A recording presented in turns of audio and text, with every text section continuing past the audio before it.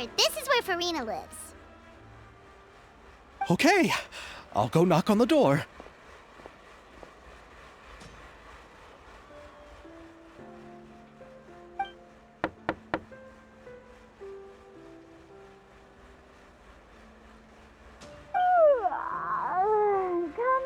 Coming.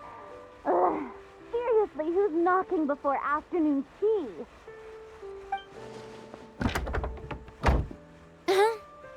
Who are you?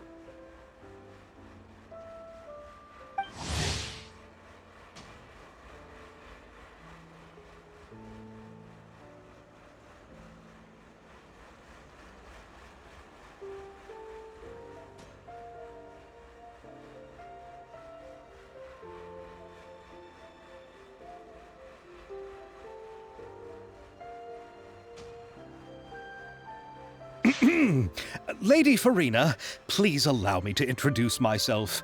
I am Xavier, a film director. Hello. Oh, is that the traveler in Paimon I see behind you? And who's this? I'm Chiori. Ah, the one from Chioria Boutique. Hello. So, what are you all doing here? Do you need something? Did you just get up, Farina? It's already past noon, you know.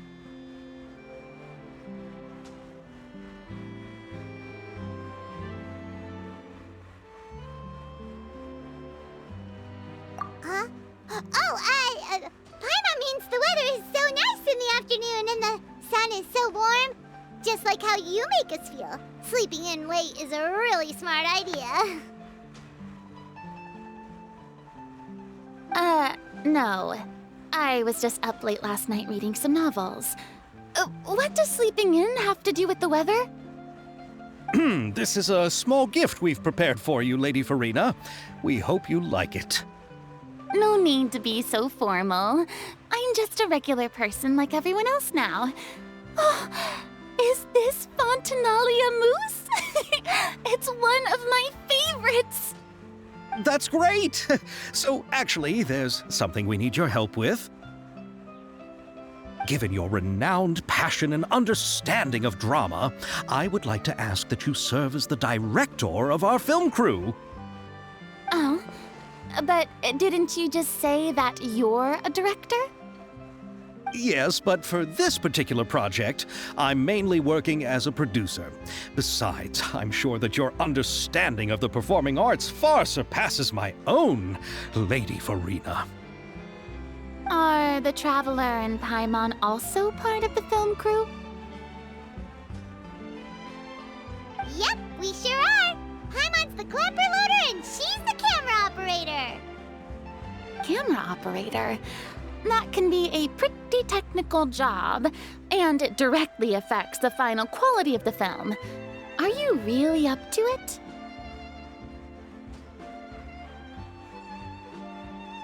No, I'm not questioning your abilities. It's just that I've never really seen you use a camera before. Maybe you can come up with a test for the Traveler and see for yourself. If she can satisfy you with her camera skills, then you'd have nothing to worry about and can join the team. What do you say? You sure are getting better at rolling with the situation, Paimon. Oh, I do wish to see how skilled the Traveler really is with a camera. All right, how about this? We'll work with what we have. I'll give you some scenarios and see if your work is up to my standards. Very good. It's essential for the camera operator to understand the director's vision. I'll make my decision after seeing your work. Are you ready? I have high standards, you know.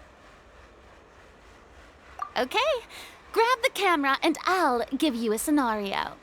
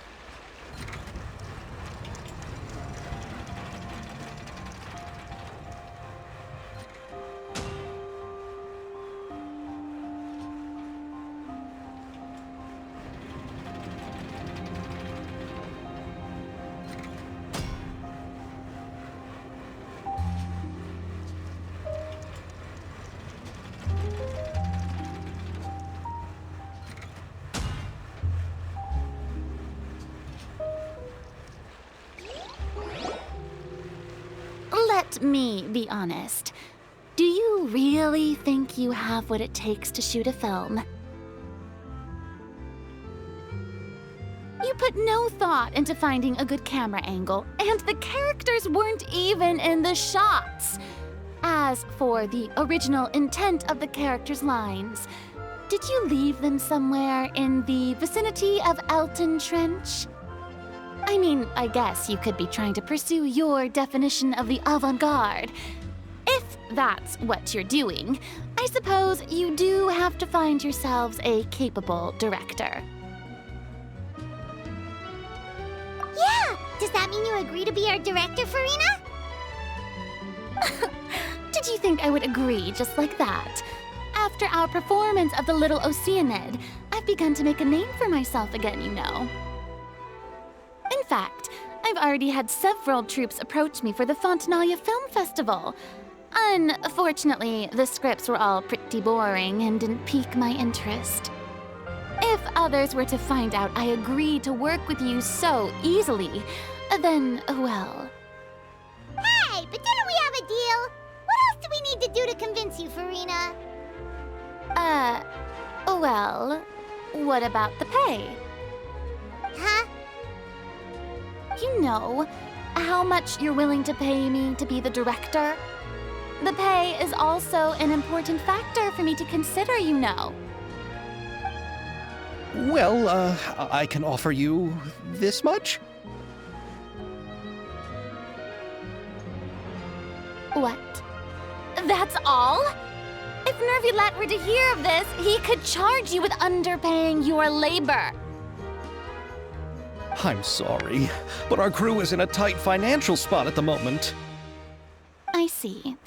Well, even though it's highly unlikely now that I'll join your crew, there's still something I'd like to ask. Exactly what film are you planning to make? Oh, our script is an adaptation of the Two Musketeers. Huh? Wait, you mean the suspense thriller novel that was a #1 bestseller? Oh, so Farina's read it too. Of course I read it. I've always had a keen interest in artistic works that strike a chord with the populace. I see. It all makes sense now. You must have used most of the budget to pay for the copyright. Not really. The novel's author transferred the copyright to me practically for free once he heard that I wanted to make a film adaptation of the story. The lack of budget is due to another issue. He probably just wants to get his name out there. So, Mora isn't the most important thing to him right now. It reminds me of a delivery courier who wears one of my designs while traveling all across Teyvat. I didn't charge her much for the outfit either. The exposure she provides for my brand is well worth it.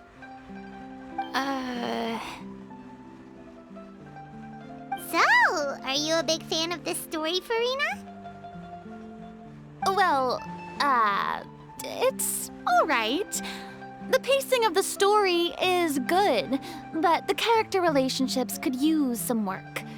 When I was reading it before, I always felt like some things were left on a rather unsatisfactory note. I have high standards, you know. Ahem, Mr. Xavier, if, hypothetically speaking, I agree to be the director, how much freedom would I have in terms of script revisions and creative interpretation? Oh, as much freedom as you would need. I wouldn't dare doubt the tastes of Fontaine's greatest star. Good. Then I'm free to alter the script as I see fit. Absolutely, no problem.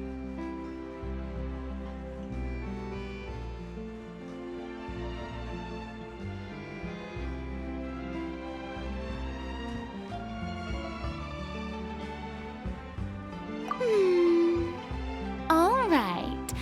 It seems that your crew really can't go on without my care and direction. So, you agree? Yes, I agree. Although the pay is well below what someone of my caliber deserves. A great script calls for a great director. I mustn't let a perfectly good story be ruined due to lack of funds. If you have fine cheese and bread, you wouldn't just let it sit on the counter and get moldy just because you lack an oven, right? Oh, Hydro Archon above!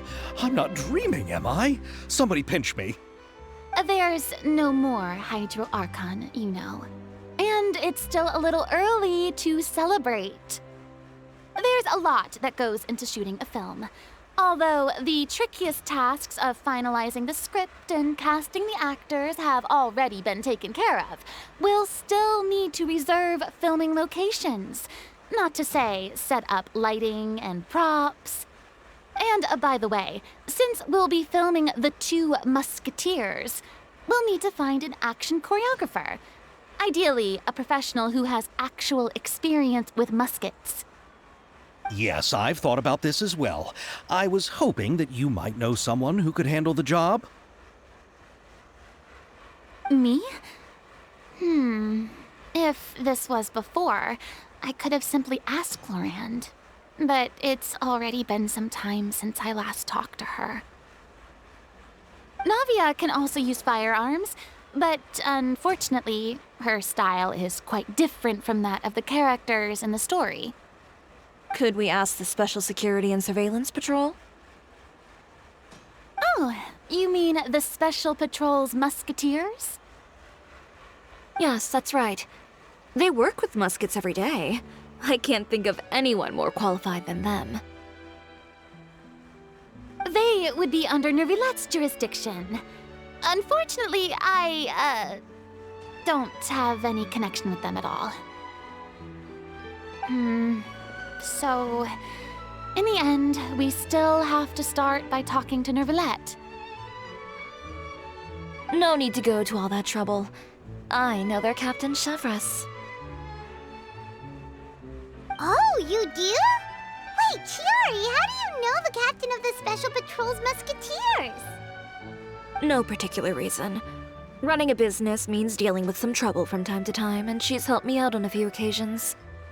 In return, I've helped her handle a few situations in which the Special Patrol couldn't get involved directly. So, we've gotten to know each other over time. So you're saying there's been times when the Special Patrol needed a fashion designer to handle a situation? Your work is becoming more and more mysterious. It'd be best to keep it that way. Anyway, enough about that. What do you all think about asking the captain to be our musket action choreographer? She sounds professional enough. She is a captain after all. I have no objections. But I imagine the Special Security and Surveillance Patrol must be busy with their duties. Do you think she'd really have time to help with shooting a film? And then there's the issue of pay. Well, it just so happens that she's also not the kind of person that's just after Mora. As for whether she has time, I'll have to go and ask her first. Then I'll leave that to you. Macaroni's on sale today, so I've got to go. You can just tell me how things went when we discuss tomorrow's plan later. No problem. Having Farina join feels like a big boost to our team! Of course. Just wait until the day of our premiere. You'll witness the true power of my name in these lands. You'll be so glad I agreed to help. I can guarantee that even the standing tickets will be sold out. I'll be sure to ask some people I know to see if they'd be willing to act as extras. Seems like you're finally getting more comfortable with your own reputation now. I didn't ask for the Clapper Loader's commentary, Paimon. Then let's get going. I happen to know where Chevreuse is today. By the way, I'm curious. If my pay is so low, then what about our two lead actors? Didn't they travel here all the way from Inazuma? Actually, they told us that they see the trip as part of a cultural exchange, so they didn't ask for any pay. What? So is every person in Tevat who doesn't want money gathered here to shoot this film? Don't tell me Chiori isn't being paid either.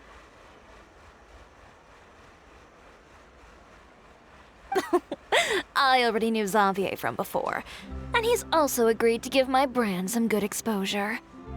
It seems the gods have really smiled upon you, Xavier. And that certainly doesn't include me, mind you.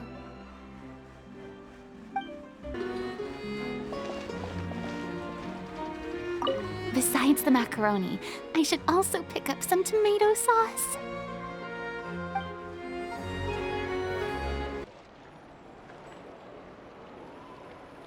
All right, this is the place.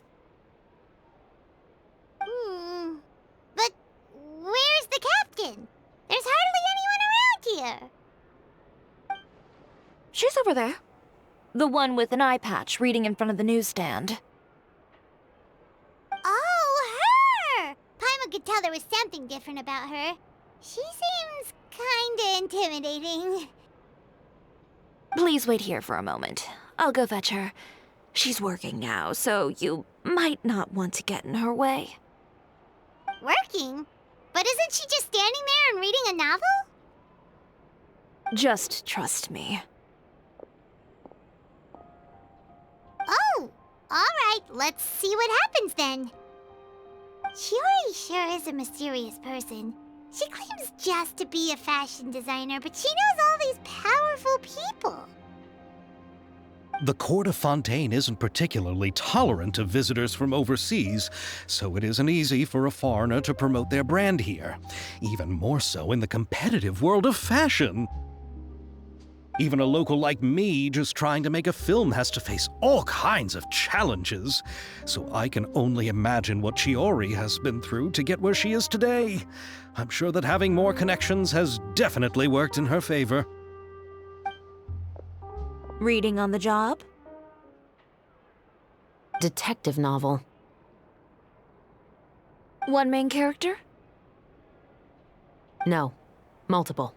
Branching storylines. I see. How's the plot coming along?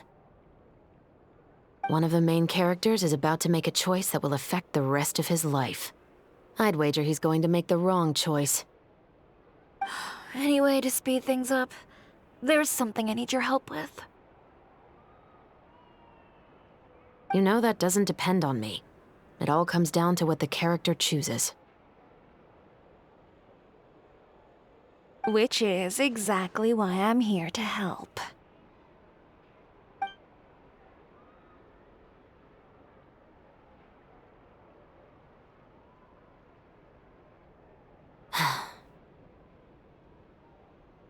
All right. It appears he made the wrong choice in the end.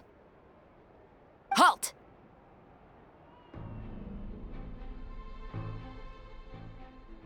Huh? What's going on? Hand over whatever you're holding. Oh, it's just a book. I didn't buy anything else. Then I'm sure you wouldn't mind letting me have a look. Excuse me, officer. I don't mind you standing around here, not purchasing anything, but I'd prefer if you didn't disturb my customers. It's bad for business, you know. Don't give me that act. You won't be able to get off so easily either. I am Chevreuse, captain of Fontaine's Special Security and Surveillance Patrol. I will say this one last time. Hand over whatever you're holding at once. And before you do anything unwise, let me remind you that I'll have you on the ground before you can even think about making a run for it. All right. I'll give it to you. But please let me say something first. If there's any contraband in that book, then the shopkeeper here is the one who slipped it in. I don't have anything to do with this.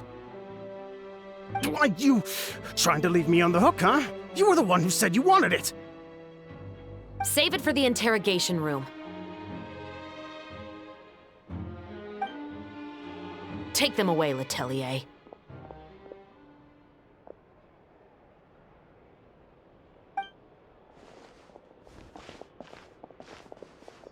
What's going on here? One second you're reading a book and the next you're escorting people away. And who are... Oh! Aren't you the traveler who's been all over the papers recently? Chiori, I'm assuming what you wanted to ask me about has to do with them, right? Maybe I can let you in on what's happening then. Now that Vacher has been brought to justice, no new shipments of synth will be made and distributed to sellers. The Fontaine guards have been busy collecting the remaining synths still circulating on the market. Thanks to a tip from our reliable source here, this should be the very last batch. Oh, so you were pretending to read a book in order to catch the bad guys! Oh, Paimon almost forgot to introduce ourselves. Paimon is Paimon, and this is the Traveler and Xavier! Hey, I'm Chevreuse. You probably already heard me introduce myself, so I won't bother repeating it. Yeah, why didn't you make a move as soon as you had the chance? Were you worried that my intel wasn't accurate? No, I wanted to see if the shopkeeper would turn himself in first. All he had to do was come up to me and say that he didn't know where the synth had come from. If he did that, then I wouldn't have had to press charges on him. He had the whole day to turn the synth over to Chevreuse. But instead, the moment I came up and blocked Chevreuse's line of sight, he took the opportunity to sell it off. Yep, he made the wrong choice, even though the right choice was right there in front of him. But you knew they wouldn't make the right choice. Yeah, I knew. I was just hoping I'd be wrong for once. Enough about that, though. What did you want to ask me about? Oh, you see, it's like this.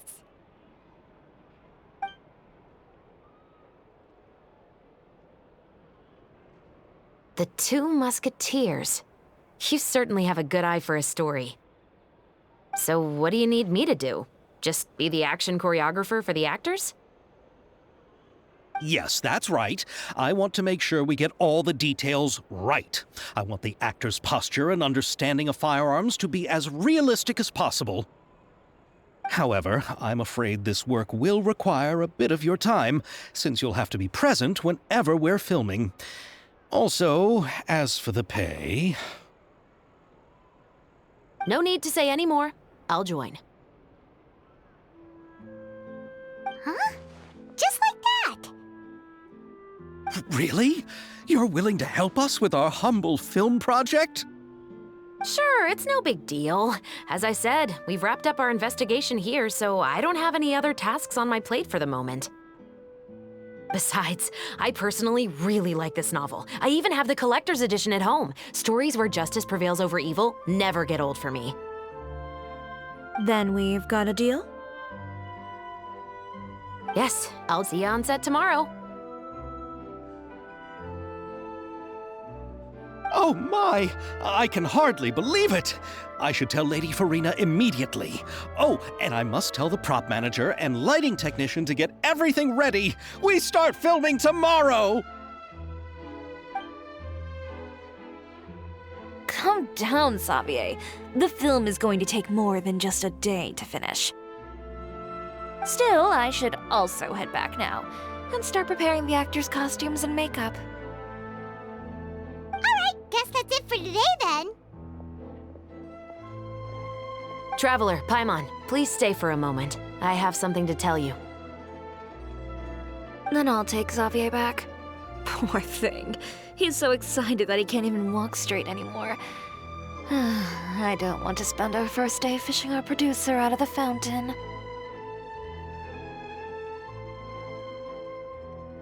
Yep, see you tomorrow.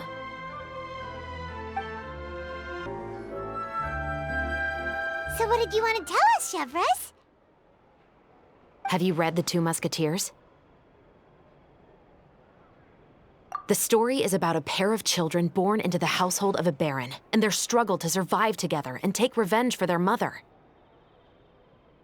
They were raised at the baron's estate, where their mother worked as a maid. The two were illegitimate children that the baron had with the maid, so they were never treated well by anyone. One day, upon returning home, they found their mother had been murdered and left dead on the floor. It was quite evident that the culprits were the other members of the baron's household, who never had any kind words to say to them. However, the baron was able to exert his influence and keep the whole thing under wraps. The mother's death was eventually deemed as a suicide, and there was no chance of bringing her murderers to justice.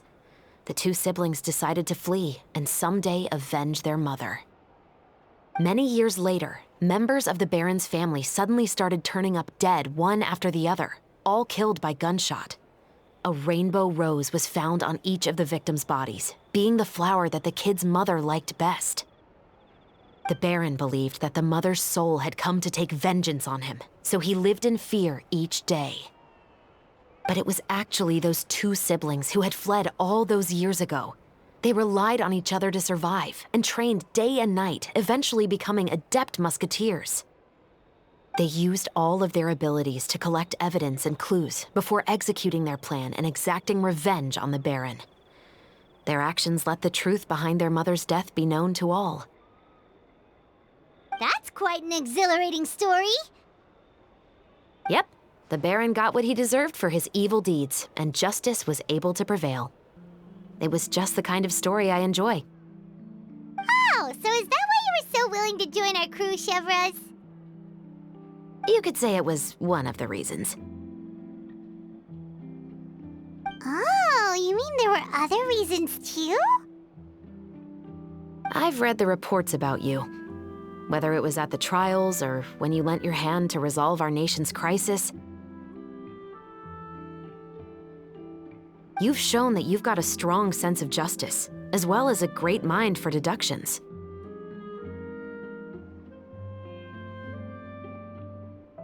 Yes, you're as sharp as I expected. It seems you've experienced many similar situations before. There's been a recent murder case involving Muskets. The perpetrator's methods appear to be very similar to what is described in the novel. Huh? Really? But Paimon didn't see anything about that in today's papers. The Marechaussee Phantom hasn't yet released any information to the public because the investigation is currently at a standstill. The murderer is extremely cautious. A murder involving firearms? But not that many people use those in Fontaine, right? Impossible. We perform a routine inspection of our firearms and ammo reserves every day. If one of the weapons had been fired, it would stick out like a sore thumb. Besides, I trust the members of my platoon. However... well, that's all I can disclose about the case today. Huh? What do you mean? I hope you all can go back and get some shut-eye. You can decide tomorrow whether or not you'd like to join the investigation with me. I'm aware this might not be the ideal time to add more to your plate, but the more capable people we have, the better the chances that justice will prevail. Carrying out investigations isn't actually supposed to be our responsibility. Our job is to apprehend the perpetrators. Finding them is really up to the Marechaussee Phantom. You could say I'm taking part in the investigation out of personal interest. I don't want people to see Muskets in a negative way, and also, I'm concerned about the similarity between the crimes and the story. You mean they might be connected somehow? I suspect so. Just to make myself clear, this is not an order, nor is it a deal of any kind. It's a request. Nothing more. If you two have any interest in the case after we finish filming tomorrow and are willing to assist me, then I would be most grateful. What do you think, Traveler?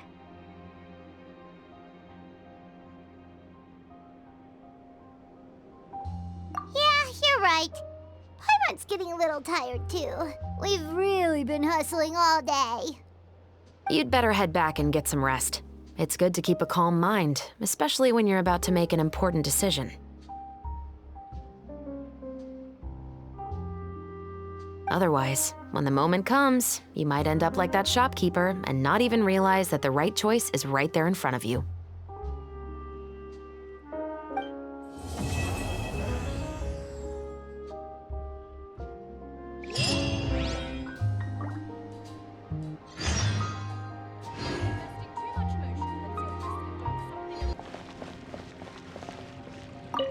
Oh, how lucky I am to have so many kind-hearted people assisting me. Yeah, just watch your step now. Everything I've been through is starting to pay off now. There finally is a light at the end of the tunnel. Ah, I see it now. What lies before me is a whole world of hope.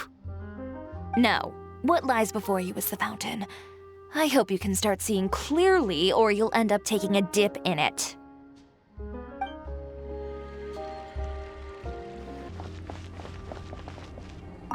Here, Yoimiya. Try some conch madeleine. No, you ordered it, Ayaka, so you should be the first to try. To be honest, I ordered it for you. You're fond of desserts, aren't you? Well, in that case, I guess I shouldn't refuse. Let's try some together. All right.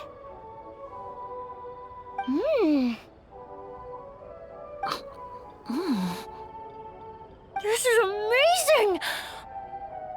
Oh, the texture is so soft! You can feel the super rich aroma of butter as soon as you take a bite, and the aftertaste is pure bliss! Great. I'm glad you like it. I enjoyed it too, and I really like the swirly design. I've heard that it's supposed to look like a barrel conch. I've never actually seen one myself, but now I'm really curious about what it looks like. Hey, Ayaka, when you can find the time, would you like to go search for one underwater with me? All right. Why don't we go right after this? Great! Then that's a plan. There are so many places I'd like to visit with you.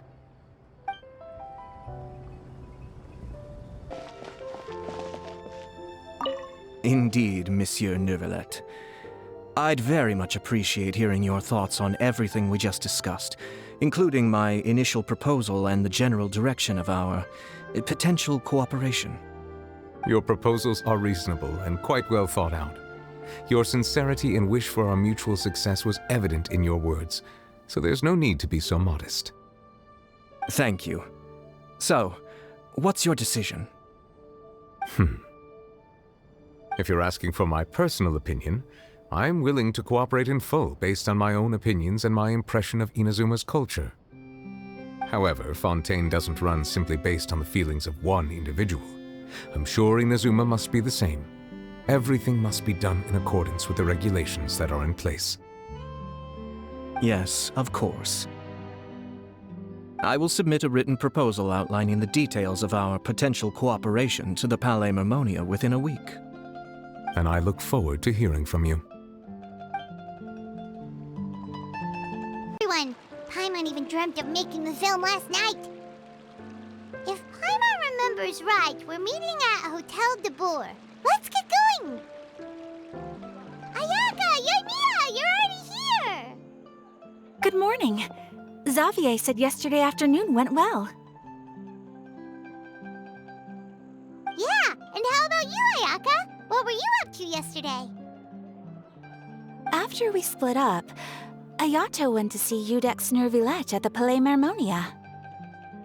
I was originally thinking of going with him, but he said he could manage it himself. He told me to go see the sights around Fontaine and to enjoy the local culture. So I rode the aqua bus with Yoimiya and visited the opera house on Aranias Island. Yeah, you wouldn't believe what we saw there! 2 mechanical puppets that were dancing together! You've already seen them, right? Yeah, those two! Amazing, aren't they?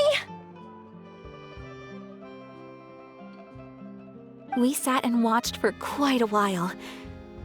It was mesmerizing, like we could keep watching them forever. Oh, it was the same for us the first time we saw them, too! Afterwards, we went swimming at the beach! Well, diving, to be exact. It was the first time I ever breathed underwater!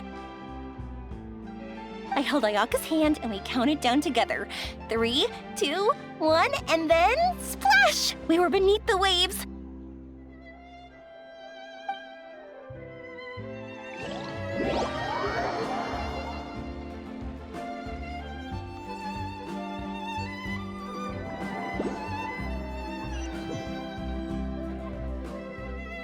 At first, I didn't dare to open my mouth.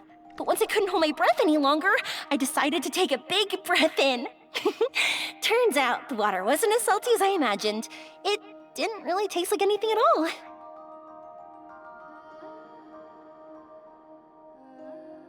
Before I knew it, I was breathing like normal down there. It was an amazing feeling. Ayaka said I was too nervous and needed to loosen my grip. She got used to everything way faster than I did.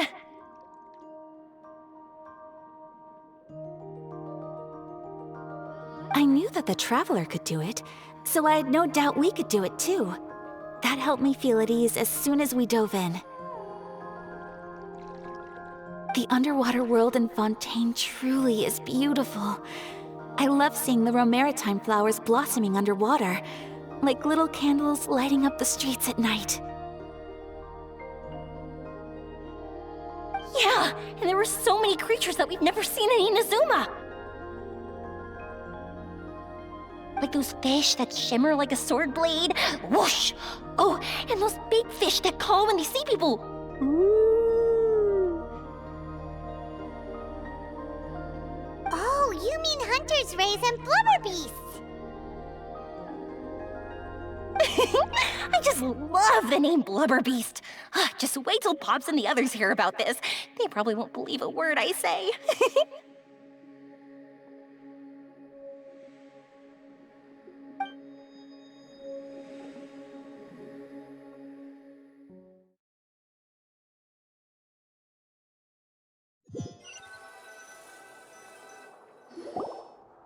Yoimiya was down there for quite a while. It was dark before we finally rode the aqua bus back to the city. I figured she'd want to sleep in today.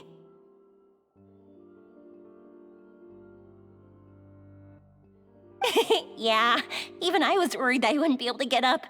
I still felt like I was drifting in the waves when I went to sleep last night. But as soon as I woke up today, I remembered that we'd all be shooting a film together, and I was ready to go. Speaking of the film, where's everybody else? My brother and Xavier were speaking to the restaurant owner about using the place as a filming location. They should be here soon. As for the others, we're here.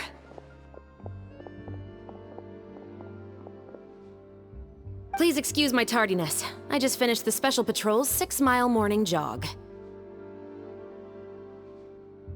Wait, 6 miles? I'm so tired. I heard you all chatting, so I decided to come down. I sure could use some of that endless energy everyone else has. Good morning, everyone. Morning. Can someone fetch me a cup of coffee? More milk, hold the sugar. Sure, I'd be happy to do that for you. No, you can't go anywhere. Please, have a seat over here so I can get started on your makeup. Ugh, the last thing I want is coffee stains on my costumes. I can get the coffee. It's the perfect job for an assistant.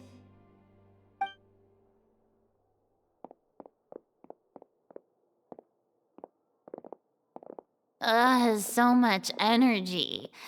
Seriously, what's her secret? Oh, Yoimiya's always like that. But you sure look exhausted, Farina. It's because you're not used to waking up so early, huh? Of course not. I spent the whole night reading the novel from cover to cover, marking sections that either need to be omitted or adapted. Wow, Paimon didn't expect you to be so thorough. Well, I was the biggest star in all of Fontaine after all. It takes more than just a pretty face to earn a reputation like that. I know how to get serious when the situation calls for it. I went all out when I was acting as an Archon, so why wouldn't I do the same for my own life? Here's your coffee, Director Farina.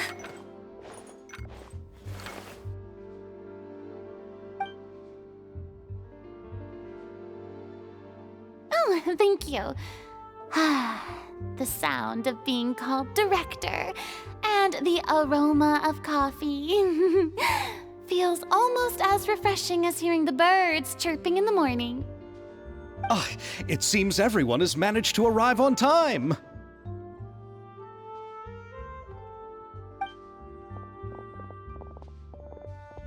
We've reached an agreement with the restaurant owner.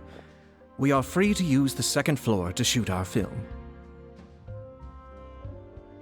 Really? That's great! He is really looking forward to our film, and hopes that providing his restaurant as a filming location will attract more customers. Well then, Mr. Xavier, I'll leave the rest to you. Okay, thanks. First, I'd like to introduce our new members. This is our prop manager, Veronique. She'll be in charge of all the film's props and items. And this is Bonneau, our lighting technician. He'll be in charge of lighting and illumination to set up each scene's atmosphere. Wow. Sure feels like we have some real professionals joining the crew now. First of all, please allow me to first express my sincerest gratitude to everyone in the crew. When my investor informed me yesterday that he wouldn't be able to provide the funds, I really thought that this was the nail in the coffin for this film. I had no idea that I'd find so many people willing to help me on such short notice. Thank you. Thank you all from the bottom of my heart. No need to be so cordial, Mr. Xavier. We're all honored to be a part of this. Your works made a profound impression on me when I saw them back in Inazuma. I am sure that someday, this film will be remembered as a prime example of cultural exchange between Fontaine and Inazuma. Yes, the story is the reason I agreed to join. I can't bear to even imagine what this film would look like without the very best director. Anyway, I would like to make a promise to everyone that as the producer of this film, I'll do whatever I can to ensure that everything goes as smoothly as possible. This is not just my film. It also embodies the thoughts and feelings of every person here, as well as the endless effort we are about to pour into it. So, without further ado, the Two Musketeers will officially begin filming now! You may take it from here, Director Farina. All right, listen up, everyone.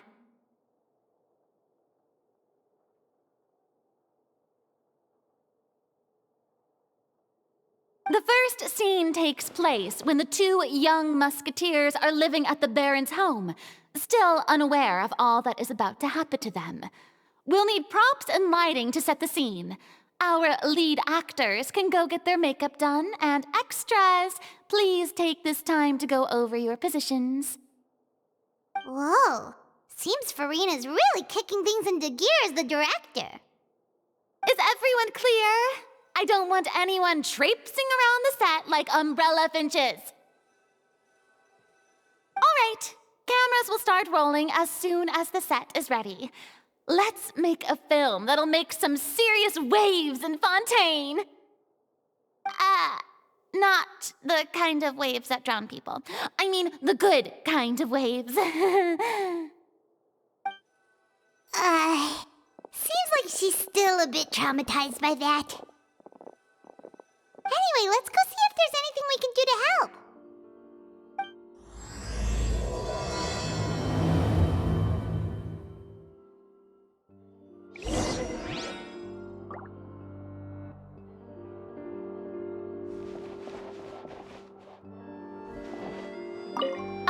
I don't need any help here. Why don't you try asking someone else?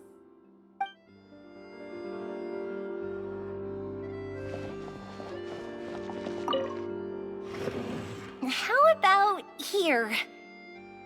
A little more to the left. You got it. Hey, Yoimiya, do you need a hand? No, I'm fine. You know, doing the lighting is kind of like designing a fireworks show. It's interesting to imagine what kind of atmosphere the lights will create. I heard that the Traveler will be operating the camera and Paimon will be the clapper loader, right? Those roles are just perfect for the two of you. Really? Is that because it'll be easy for Paimon to hold the clapperboard while flying? Well, sure, there's that, but that's not exactly what I meant. I just think that after all your journeys together, you two must have developed a super close bond and just naturally know how to work with each other. If I'm not mistaken, the director will want the cameras rolling as soon as the clapperboard goes clack.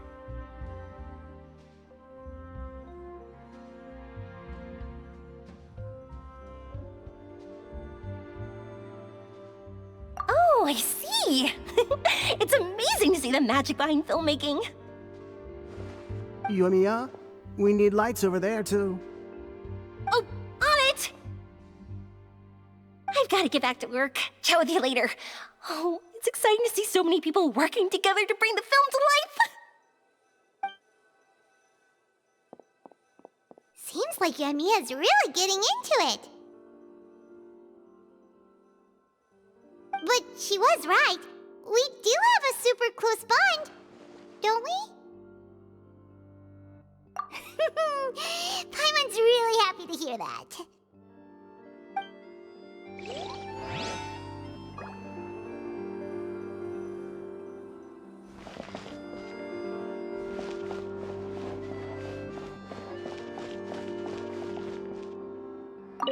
Ah, so this is what a musket looks like.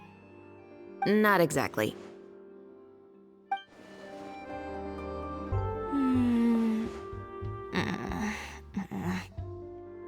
Ayaka has mentioned you to me before. She said that you two were great friends when you were kids. No talking. I'm thinking about how to do your eyeshadow. Ah, yes. To help me really look the part. To achieve a more young and naive look for this scene. Are you saying the wrinkles around my eyes are too deep? You just have too much of a calculating look in your eyes. You sure don't mince your words. It seems you really haven't changed much. Quiet.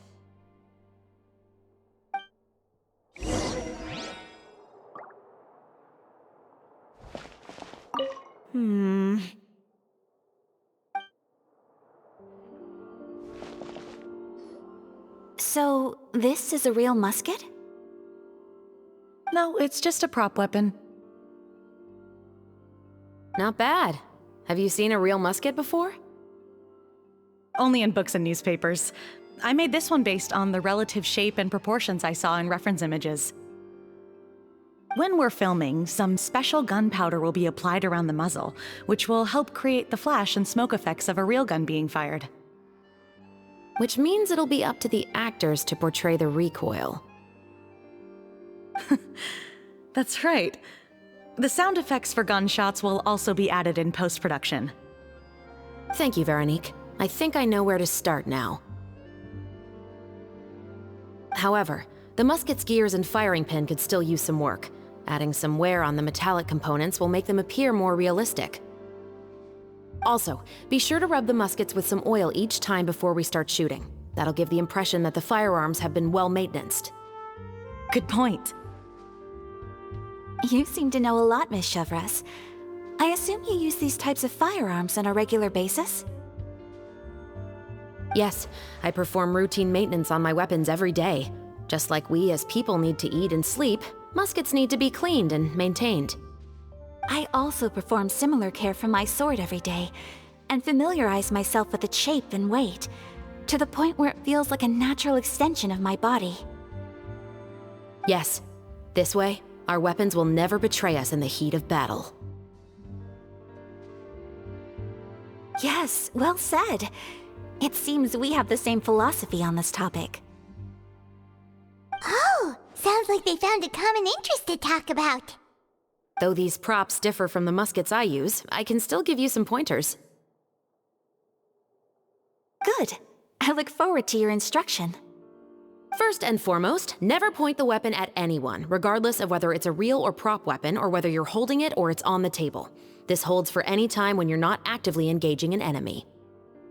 Okay, understood. When aiming the musket, extend your arm so that it's level with your shoulder, and use your eye to look down the weapon's sights. Like this? Not bad.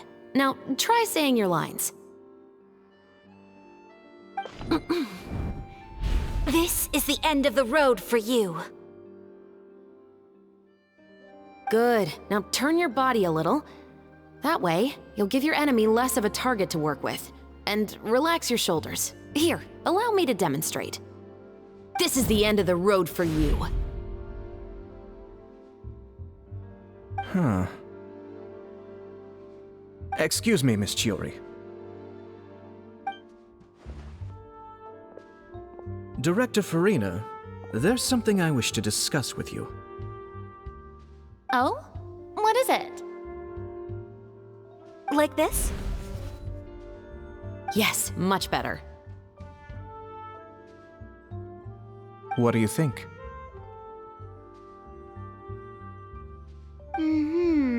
I do see your point. But are you sure you wish to do this? I believe it would be most fitting. Well, if you insist. All right, I understand. Miss Ayaka, Miss Chevreuse, could the two of you please come over here? Huh? What's going on? Are we gonna start filming now? Let's go see. What is it? I have a question for you, Miss Chevreuse. Would you be willing to play the role of a musketeer? What? To clarify, I would like to turn over my role to Miss Chevreuse. But brother... Don't worry, Ayaka. I actually view this as a good thing. I was becoming troubled trying to set aside some time to speak to the staff at the Palais Mermonia. I would like to have some conversations about the cultural exchange between our two countries, and I've heard that the bureaucratic process here can get rather complicated. Now, I will be able to focus on my work. Besides, you also know that I'm not really one for public performances. Are you really sure? From a director's point of view, I also felt like the relationship between the two musketeers in the original story could be improved. The older brother in the story plays the lead role with his overbearing character, but this causes his character to overshadow that of his sister, and the theme of the two supporting and relying on each other isn't conveyed very well. But if we were to change the siblings to two sisters of a similar age, then that aspect of the story might come through more clearly. Also, I've seen you instructing Ayaka. That cold and dignified personality is exactly what we need for the older musketeer. Of course, even with all these insights, the decision should still be made by Miss Chevreuse. Chevreuse mentioned that she really likes the story, right? Paimon bets that she'll take the role.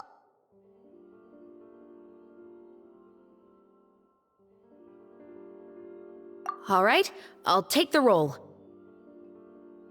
Good. It's decided then. I'll get started on making edits to the script.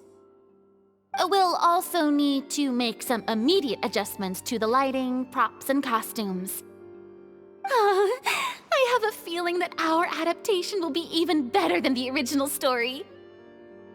You're doing a great favor for me, Miss Chevreuse. You have my gratitude. Don't mention it. I like this character, so if anything, I should be the one thanking you. Well, since my brother is the one who brought up the idea, I suppose there's no need to worry. Let's go, Miss Chevreuse. I look forward to working with you. Please, just call me Chevreuse.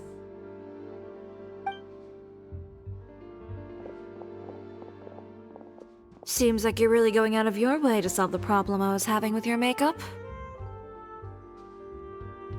Surely you jest, Chiori. I assure you that I was mostly motivated by a desire to spend more time on formal business. Oh, come on. You really think I'd buy that? According to what I've heard from Ayaka, her brother is someone who can juggle 10 different matters at the same time. I'm sure you have other reasons for backing out. Perhaps. Ayaka always said she wanted to go out and see more of the world, just like the Traveler. But I feel that she needs not only to see other nations, but also to make some different kinds of friends. I think it would be harder for her to make new connections with me constantly by her side. I would like to give her some space. Alright, go on. Spoil her some more. Ayato, It's too bad you're stepping down from the role. Paimon really wanted to see you act as a musketeer.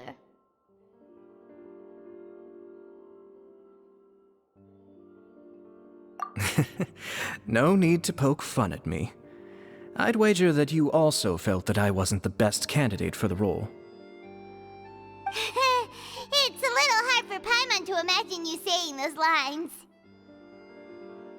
Yes, I've made an appointment to meet some people from the Palais Mermonia. Now, I will have some more time to prepare. Traveler, get the camera ready. Paimon, get the clapperboard. Actors, to your positions. We're about to start shooting the first scene. Go on now. And please take good care of Ayaka. Yep, don't worry. Thank you. I look forward to seeing the film when it's finished.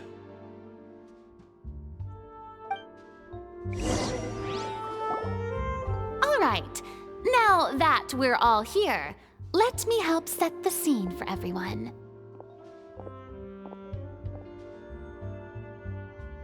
The first scene takes place when our two main characters are still living at the Baron's estate. They've been ostracized and verbally abused by others in the household, but they still have no idea why. We want to capture how naive and innocent they are despite their pain. Chevreuse will be playing the role of the older sister, Tulip, and Ayaka will be the younger sister, Iris. Be sure to get close-ups of the main characters at the right moment. Silence on the set! Lights, camera, action! Let's go! Tulip, Mother's been out for quite a while now. Perhaps she went to pick some flowers on the way home. You know how she loves flowers. Iris, Tulip, I'm home! Mother!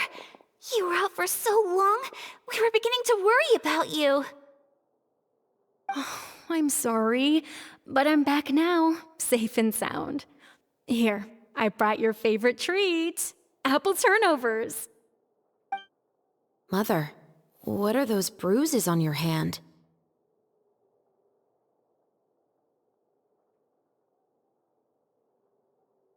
Huh? What bruises?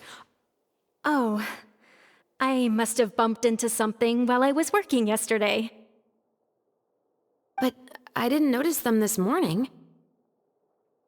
Then perhaps they're from when I accidentally tripped when I was out just now.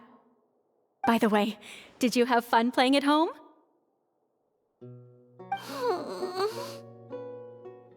What's the matter, Iris? Well, we've realized that no one really wants to play with us. They even took Iris's doll and spat at us.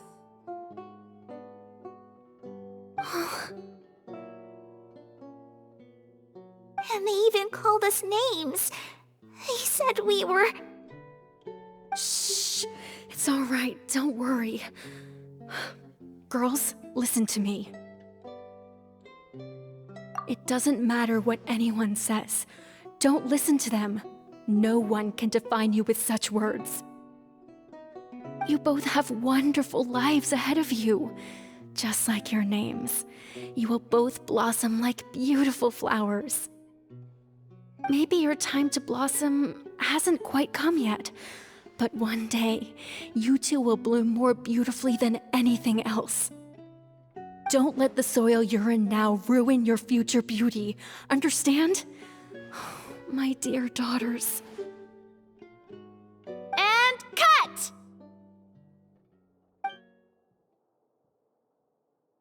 Not bad. The actors' emotions were all on point. Let's keep that take.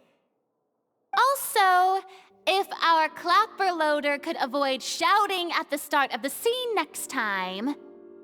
Oh, got it. Great. I was a little worried that my nerves would get the better of me. What about you, Chevreuse? I felt fine. The lines weren't too difficult at all. Seems like Farina must have adapted the role nicely. You two were great. I couldn't tell it was your first time acting in a film. You should have more confidence. Thank you for your encouragement. Positions, everyone! We'll move on to the next scene after we try a few more camera angles.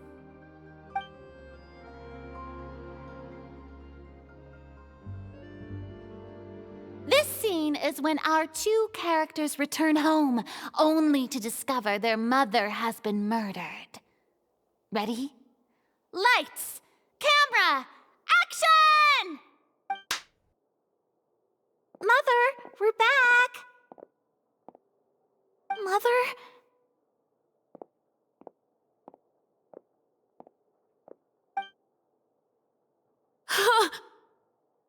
What's wrong, Tulip? Iris, stay away! Huh? Why? What's... Mother! Mother... She's...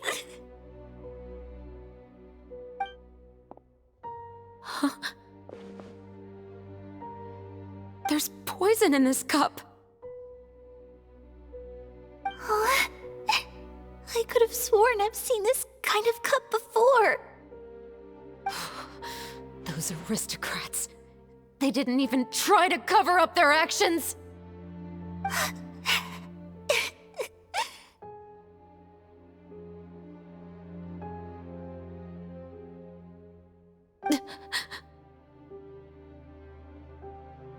Iris, we need to leave this place. Leave? But now that Mother is gone, where can we even go? Anywhere. All I know is that we can't stay in this house. But are we just going to let them get away with this? We'll have our revenge, I promise you. Just not right now.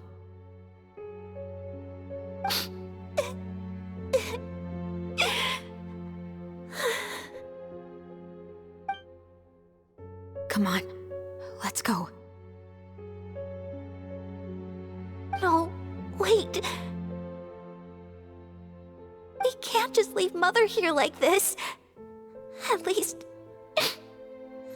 let me leave this rose with her.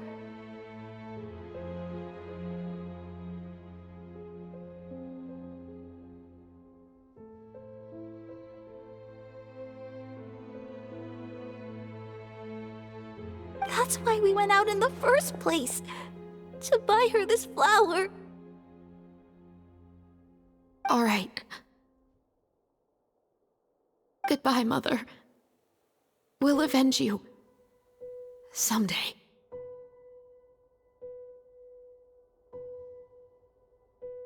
And cut!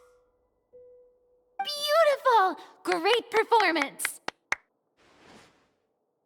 Oh my, you're so amazing, Ayaka! And were those real tears I saw? How did you do it? I was surprised too. Thank you for the kind compliments. Actually, as soon as Director Farina said action, I told myself not to think about anything. I just felt the weight of the moment and became the character. It's quite similar to practicing the art of the sword. You clear your mind and focus only on what's happening in front of you. Ayaka's performance was amazing. Have I discovered an acting prodigy? Pipe down, everyone! We need to move on to the next scene!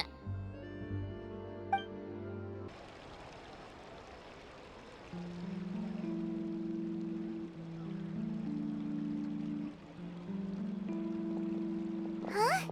Are we done already? But Paimon wants to keep playing with the clapperboard. How do you feel, Traveler? Is your arm sore from holding the camera all day? Good work, you two. You too, Chevreuse. You were quite the actress today.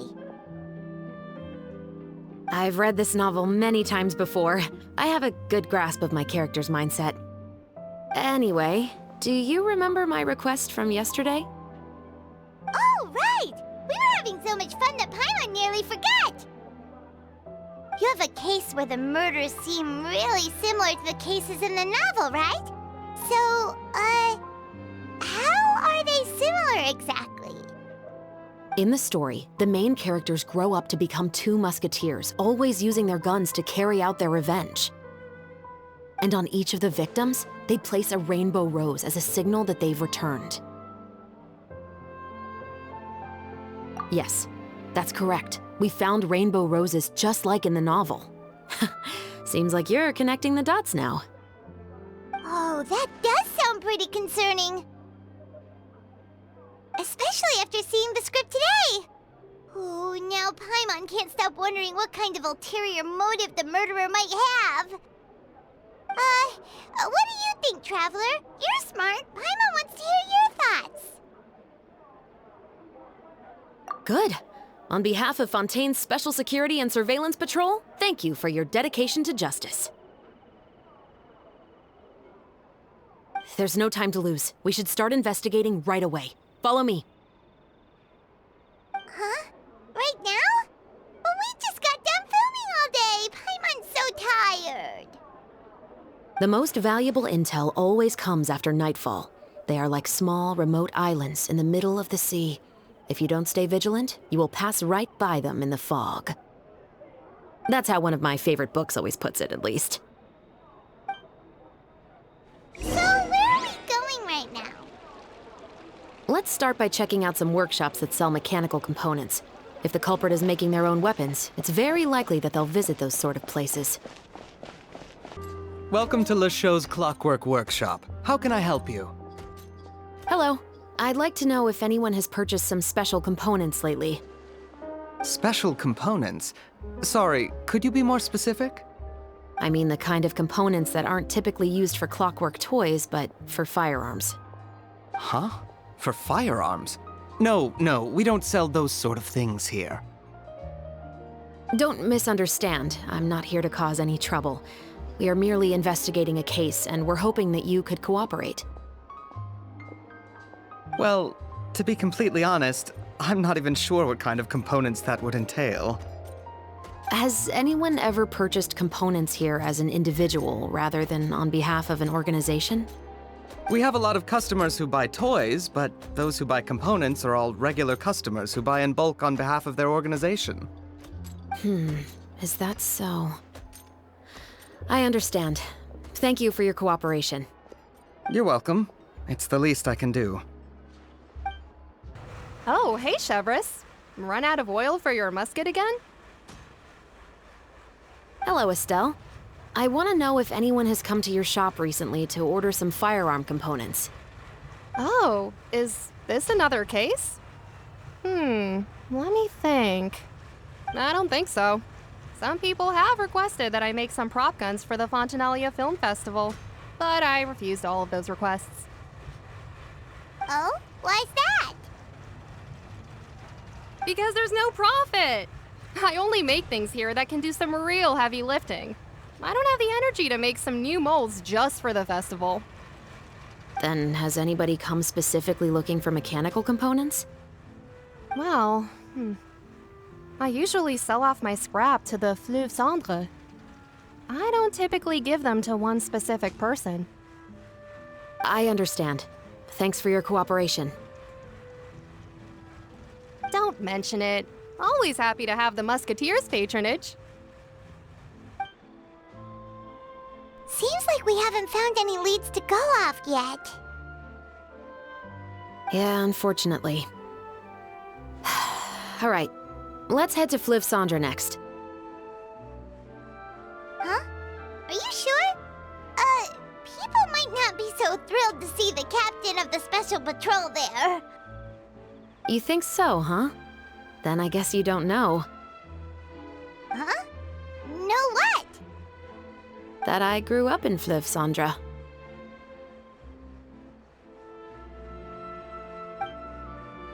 Hello, I'd like to ask some questions. I don't know anything. Don't worry, I'm not here to arrest anybody. You say that now. It's the truth. Here, take this as my guarantee.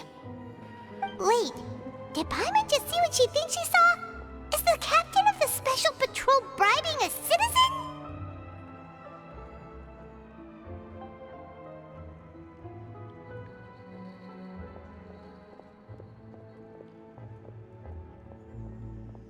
Seems you're different from the other guards. What do you want to know? Have you heard anything related to Muskets in Fleuve Cendre lately? Anything at all? Muskets, huh? All I know is that about 2 weeks ago, we started hearing some loud noises at night. So loud that it's been waking me up. Were they gunshots? Possibly. It's hard to tell around here. Someone's house collapsing, a pipe exploding somewhere, it's all the same. But the noises I'm talking about definitely happened after I fell asleep. Do you know where the noises were coming from? I don't remember clearly. Is it that you don't remember, or that you need to think about it some more? You tell me. Then please, think about it some more. She's giving her even more Mora!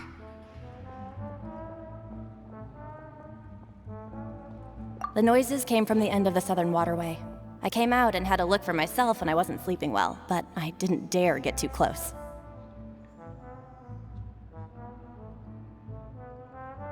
That's all I know. All right, I'll take your word for it. Thanks for the pâte de fruits.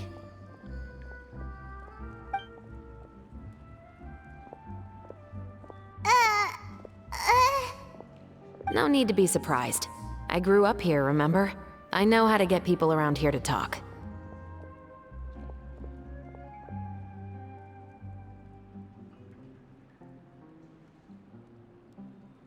Seems you catch on pretty quick.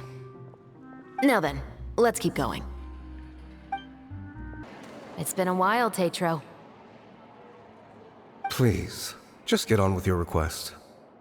I want to know if you've heard anybody talking about muskets lately.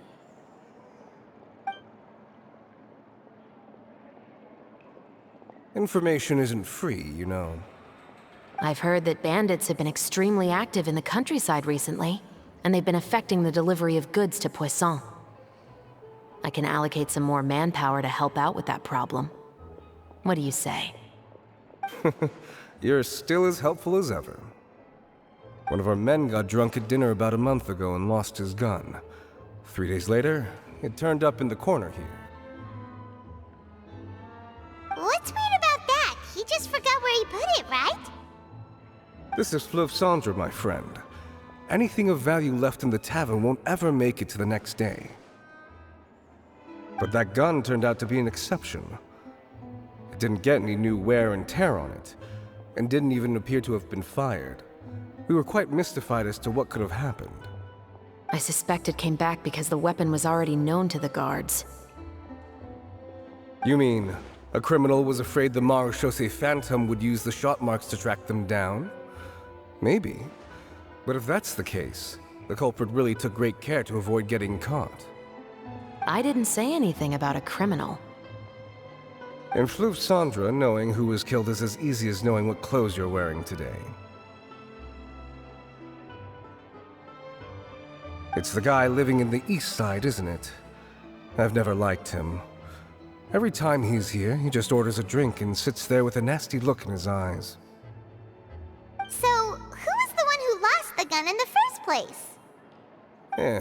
Don't bother. Even if you ask, he wouldn't admit to owning a gun to some strangers. Not to mention the captain of the Special Security and Surveillance Patrol. He's right. I know you grew up here, Chevreuse. Even though you're on good terms with the Spina, you've still been gone too long. Not many people know you here now, and a lot of people don't like the Special Patrol. I know. So take my advice and don't show your face too much around here. It's for your own safety. I'll come and go as I please, and I'm afraid I'll be appearing more often due to my work. All right. Don't say I didn't warn you. What's all this? Some broken planks and barrels, as well as some liquor bottles? Yes, but have a closer look, Paimon. Even though somebody has purposefully tried to clean them up, these are obviously marks from musket bullets. In other words, someone was here trying to improve their shot. They were using the barrels and bottles for target practice. Could it have been the killer? Your guess is as good as mine. Although many people at Fleuve Cendres own guns, few hide the fact from others.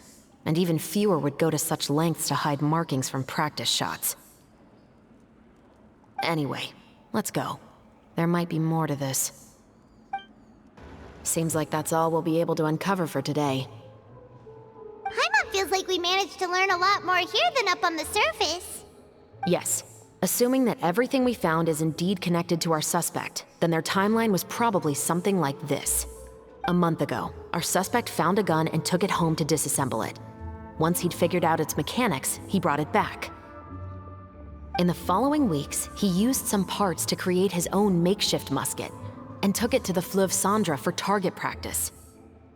Then, a few days ago, he found his target and carried out the murder. Once the deed was done, he left a rainbow rose on the body, just like the scene in the novel. That all makes sense to Paimon, but we're still no closer to figuring out the killer's identity. The deceased was a resident of Fleuve Cendres.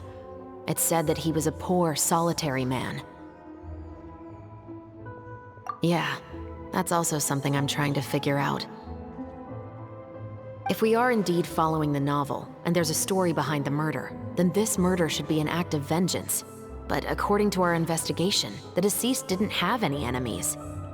He was no saint, but no one's heard of a rival who hated him enough to shoot him dead, much less care to leave a rose on his body. What message is the killer trying to convey, and to whom exactly? We've thoroughly investigated that possibility. He claims to have spent the whole day at the Opera House on the day of the murder, and the staff there have confirmed his account. Okay, so he has an alibi. Not only that, he lacks a credible motive as well. He has a family of his own, and both of his parents are still alive. I've looked into his records. He was adopted at the age of 6, and all the proper procedures were followed.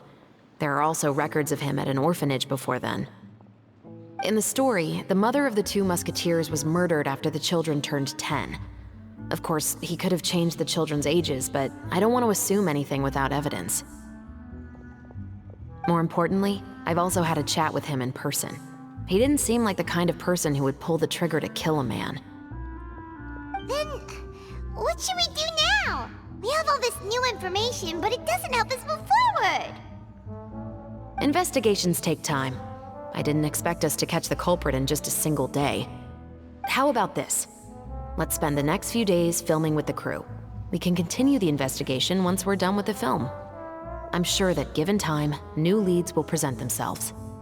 Wait, but weren't you saying Intel is like small, remote islands in the middle of the sea just a moment ago? Wouldn't you just miss them if you were to stop looking? Ah, but the book had more than one reference to the islands, Paimon. Oh? What else did it say then? As long as you spend enough time sailing through the fog, you'll eventually come across an island.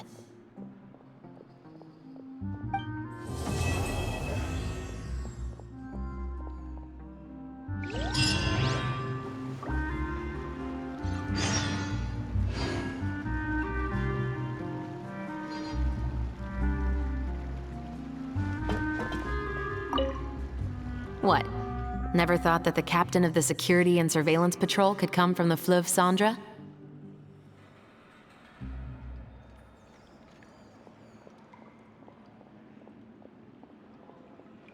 You mean rising through the ranks? It was a struggle, for sure.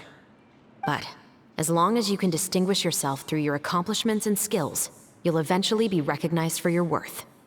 If you look at it another way, my life at Fleuve Cendres has actually taught me a lot of valuable skills. Skills like how to barter with criminals or how to think in their shoes. Of course, I'd appreciate it if you could keep this a secret between us.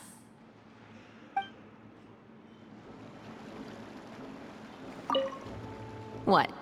Never thought that the captain of the security and surveillance patrol could come from the Fleuve Cendres? Honestly, I'm pretty shocked too. There used to be a time when I thought I would never be able to join the guards. But as long as you can distinguish yourself through your accomplishments and skills, you'll eventually be recognized for your worth. If you look at it another way, my life at Fleuve Cendres has actually taught me a lot of valuable skills. Skills like how to barter with criminals or how to think in their shoes. Of course, I'd appreciate it if you could keep this a secret between us. It's filming time again! Our schedule is jam-packed for the next couple of days, too. We've got so many different locations and sets to cover.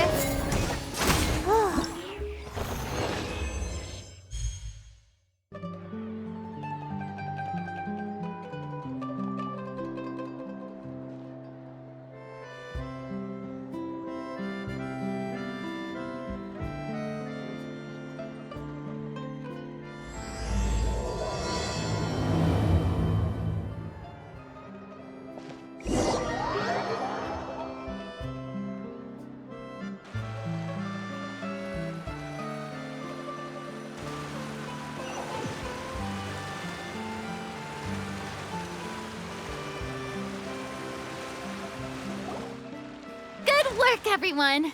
We're looking to wrap with our two main ladies today. I can already smell our success. What do you mean, looking to wrap?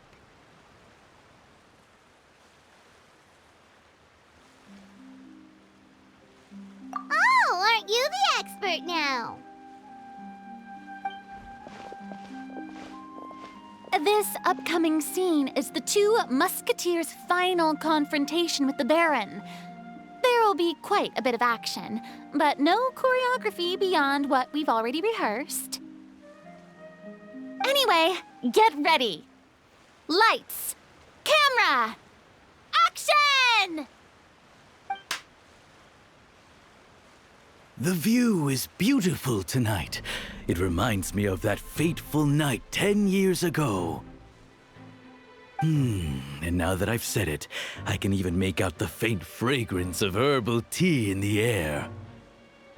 Enough, villain! It's time that you pay for the death of our mother! My dear Iris, have you forgotten your manners? How can you speak like this to your own father?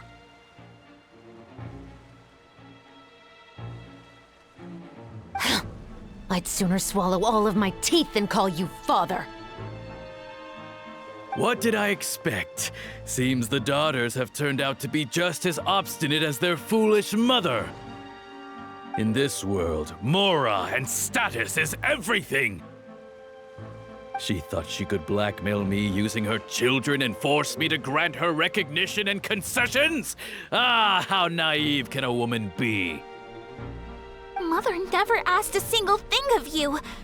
All she wished was for us to live a peaceful life, just like the others. It was you who personally brewed the poison of prejudice and sent Mother to her death. Compared to that deadly poison, the 2 bullets that will soon pierce through your heart will be like sweet mercy. And that's exactly why I said you're just as naive as her. Did you really think 2 muskets would be enough to defeat me? So let's see. What is stronger? Mora and power, or the 2 muskets in your hands?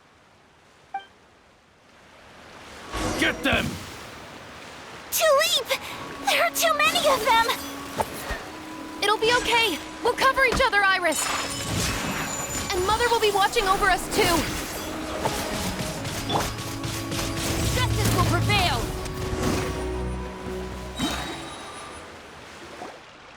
You've lost.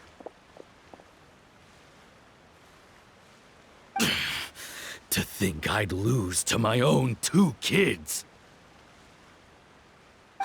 We are no children of yours, and we'll never call that place our home. Then tell me, what did you do all this for? You lost your mother, and will soon kill your father as well. What will you gain in the end, other than sentences for your crimes? We will gain our long-awaited justice.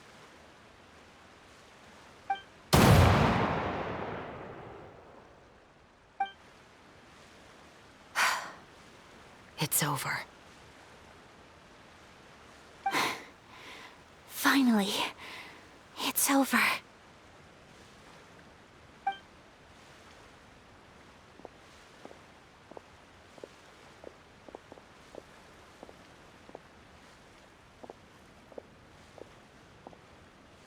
So, where will you go now, Tulip? I'm not too sure, Iris. Maybe somewhere with lots of flowers? After all, Mother always did love going where the blossoms were. What about you? I want to go visit Mother's grave. Yeah, that's not a bad idea. Huh? Tulip, look! What is it? It's Mother's favorite, the rainbow rose. Look, it's blooming again.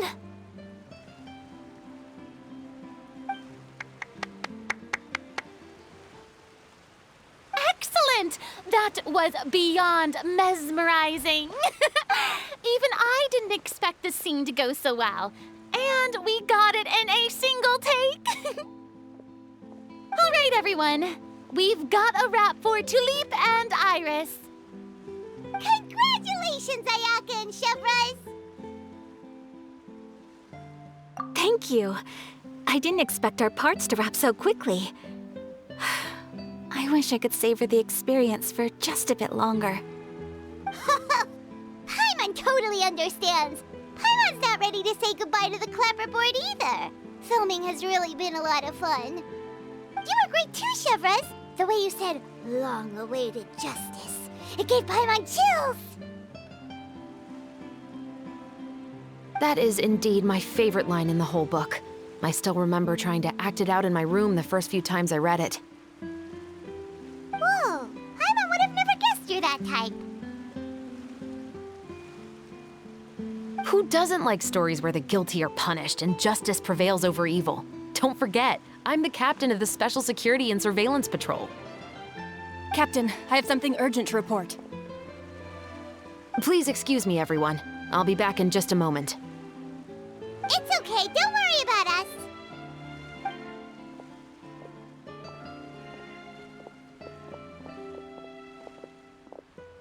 Oh? Was she whisked away by work already? I was just about to tell her how great she did. It seemed like some urgent official business. Then perhaps we should thank the stars that we were able to wrap both of your parts so quickly today. Switching around the filming schedule would have been a real pain. Anyway, I actually came over to let everyone know that we're all done for today. You can go home and get some rest. And one last thing, Miss Ayaka. Your acting skills today were immaculate as always. Are you sure you won't consider taking up full-time acting? See, I just happen to know this great troupe that's still looking for a lead actress. Thank you for your kind words, Director Farina. Unfortunately, there are still many matters that I have to take care of back home at the Yashiro Commission. I cannot remain in Fontaine to pursue an acting career. Nevertheless, I will make sure to treasure this incredible opportunity in my heart. Oh, that's a shame, but I understand. Just let me know if you ever change your mind.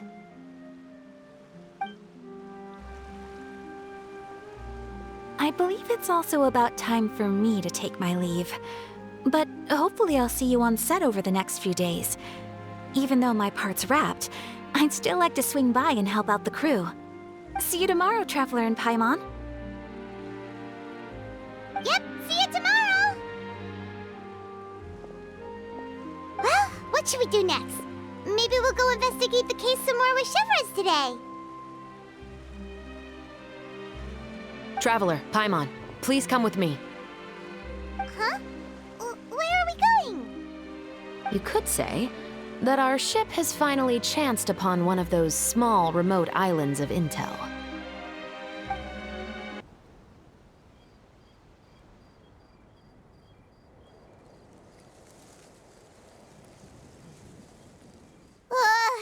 Paimon's exhausted.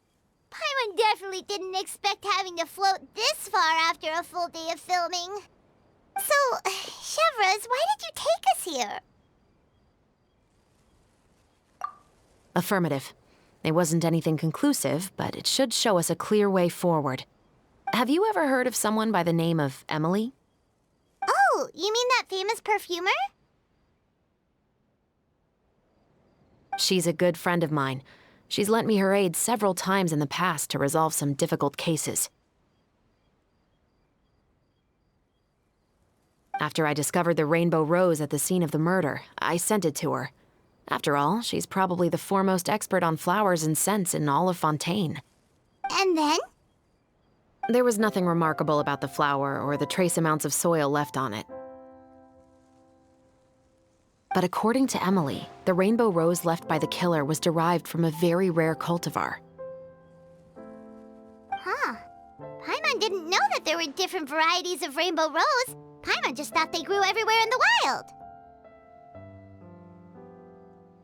Flowers that are deliberately cultivated will always show some different features from those that bloom in the wild. We already knew that the rose left at the scene belonged to a special cultivar, but with Emily's expertise, we were able to pinpoint the place where it was first picked from.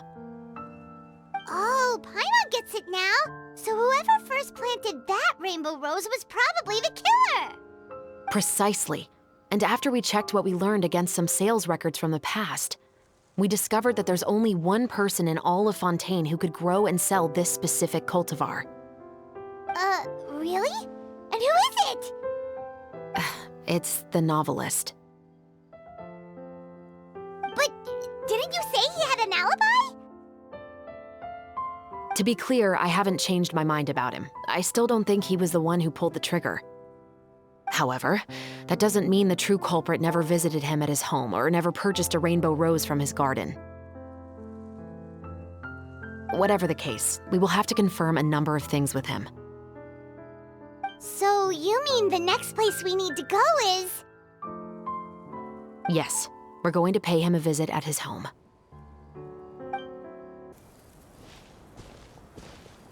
That should be his house. There are so many Gardamex stationed around the place. That's pretty unusual, right?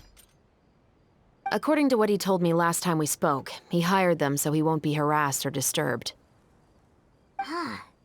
So there are a lot of flowers in his garden, but Paimon doesn't think we'll be able to pick one without alerting the Gardamex.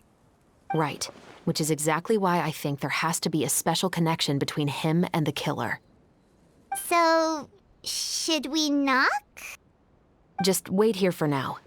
I'd like to take care of a number of those Gardamex first. But they're so far away. How are you planning to do that? Don't forget, Paimon, I'm actually the real-life captain of the Musketeers.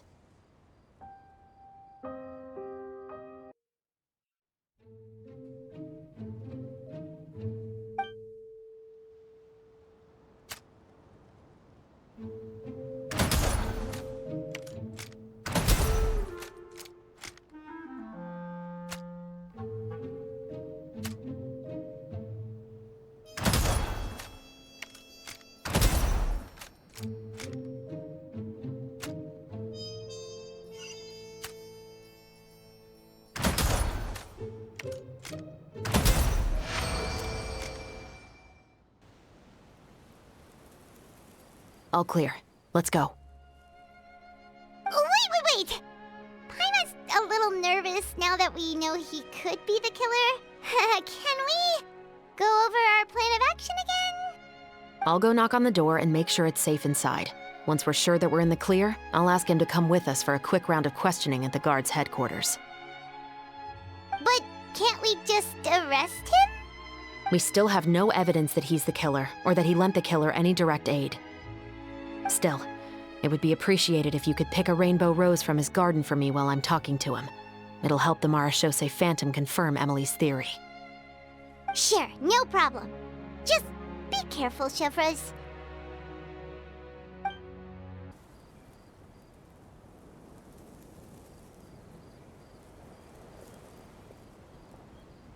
Excuse me, Mr. Baptiste, are you home?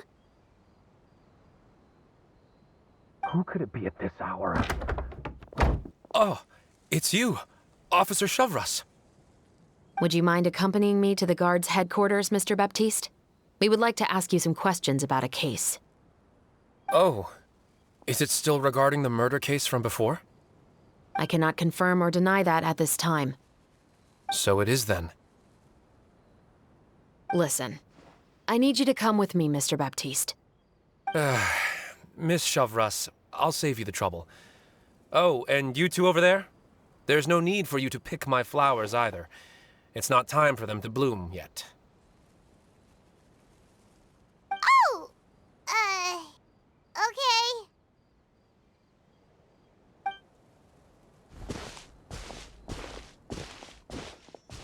By saving me the trouble, you mean... I will confess. I was the killer. Huh? He just admitted he's guilty! Please relax, everyone. I'm not armed. The musket you're looking for has been buried in my backyard. Then it's my responsibility to inform you, Mr. Baptiste, that everything you say right now will be used as evidence for the inevitable trial. Yes, I am perfectly aware of that. I must say, I hate this feeling. Oh? Is it because I confessed? Or because you've been proven wrong? Both, I suppose.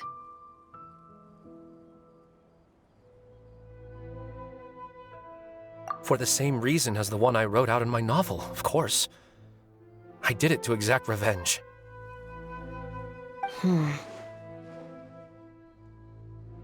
I know you haven't figured out the link between the two of us. Had you done so, I'd have been taken away to the headquarters a long time ago. But that won't stop me from always remembering his grotesque face. After all, he was the one who killed my mother. Your mother is still healthy and well. You know, I was adopted as a child. I was referring to my birth mother. That was never recorded in the orphanage's records. Please forgive a 6-year-old child for concocting some lies to protect himself after watching his mother die right in front of him. So, your novel, it was like a record of your life? No, of course not. It was a work of fiction with many embellished parts. But I am indeed the illegitimate son of a wealthy and influential man who abused his power to murder my mother. That part was 100% real. But the man you killed didn't have a Mora to his name. He was a hired assassin. An irredeemable beast who sank his fangs into a defenseless woman just for a few bags of Mora. But if that's really the truth, you wouldn't be telling us any of this now. You still haven't managed to take revenge against your father, the true mastermind behind it all. I never thought I'd hear that kind of thing from the captain of the Special Security and Surveillance Patrol. I'm simply skeptical about your motives. It's simple, really. I've grown tired of everything and don't want to shoulder this burden anymore. You may have considered me too soft to pull the trigger. Well, as it turns out, you are exactly right. I've become overwhelmed by the aftermath of the murder. So you're going to call a stop to your revenge, just like that? The true mastermind is too rich and too powerful for me. I've accepted that I will never be able to avenge my mother alone. And so what? The characters in your book never gave up. Now, Officer Chevreuse, I'm the one who has killed a man, aren't I? Are you trying to convince me to commit another crime? What's your father's name? How do you plan to prove the veracity of all of your claims? Well, I'd like to speak with you privately. Sure. Why don't we speak privately at the guard's headquarters? No, it has to be here. I must ensure that we won't be overheard. Fine. Let's talk here. When I said won't be overheard, I meant by anyone. I would like to speak with you and you alone.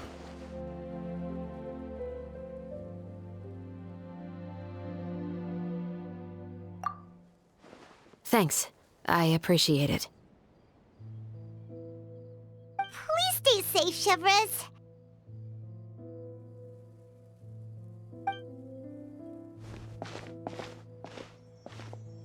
All right. Let's hear it. Will you really believe what I'm about to say? Well, that depends on what you're going to tell me. Fair enough. Fair enough. Then listen closely.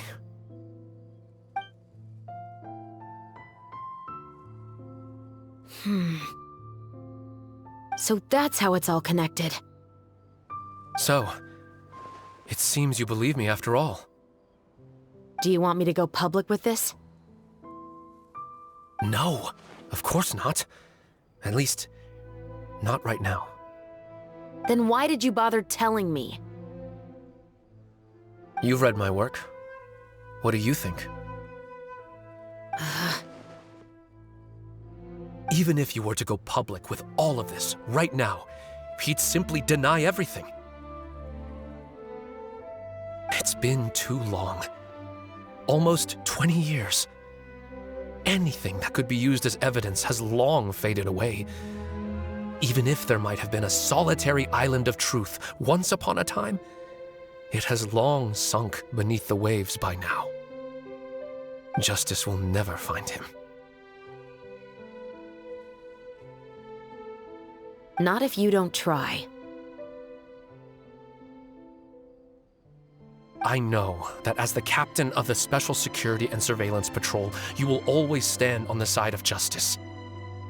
But do you really think a cushy life in prison really constitutes justice for him? I bet he could lead an extremely comfortable life in the fortress of Meripede. What are you trying to say? I've been observing you from a distance. Your portrayal of the Musketeer was exquisite. Pull the trigger of justice against him. Let the villain get what he deserves. You want me to let you go so you may complete your revenge? No, Officer Chevreuse. I know that would be impossible. No. What I'd like is for you to perform the deed on my behalf.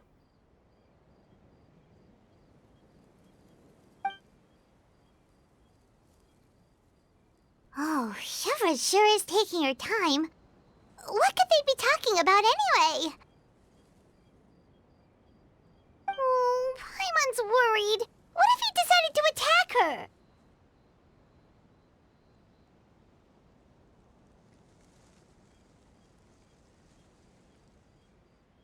Oh, you do have a point. Still, Do you have any idea who the rich person might be? And why the novelist doesn't want us to hear what he's saying to Chevreuse? Sorry to keep you waiting, you two. Hey, how did your talk go?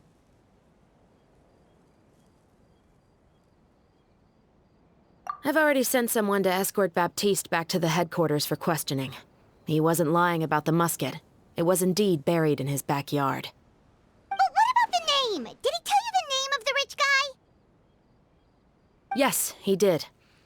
But for now, I have to return to the Special Patrol. There are still a few loose ends I need to tie up.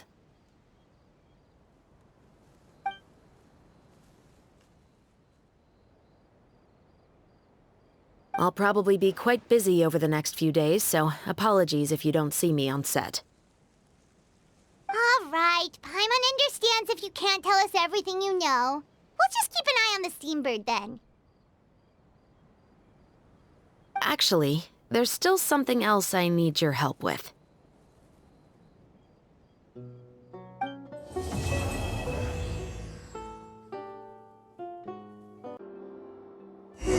We haven't seen Chevreuse since that night at Baptiste's place.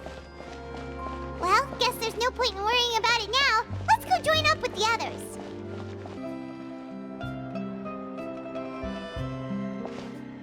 Good morning! Hayaka and I were just talking about you. Is Chevreuse still not joining us today? Probably not. We haven't seen her either. Huh? That's such a pity. Director Farina said that we've only got a few small scenes left before wrapping up the entire thing. She even said that she'll get me into a couple scenes, so everyone will have a chance to shine in front of the camera. We were also planning on having a victory feast once we're all finished filming. You can join us, right? If only Chevreuse was here. I still haven't taken a photo with her. I'm afraid that can't be helped. Those special patrol folks are like phantoms when they've got a case on their hands. But to be honest, I'm even more concerned by what I read in the Steambird earlier this morning. It said that the killer in the murder case was none other than the author of the Two Musketeers. Oh yeah, I heard about that too. He came forward and confessed his crimes, but gave no explanation as to why he pulled the trigger. We didn't know about this case at all when we joined the film. Is it going to affect the reception of our work? From a pure publicity standpoint, this will draw a lot more attention to our film. I have to say, though, that no director can be perfectly comfortable with garnering attention through means other than artistic skill.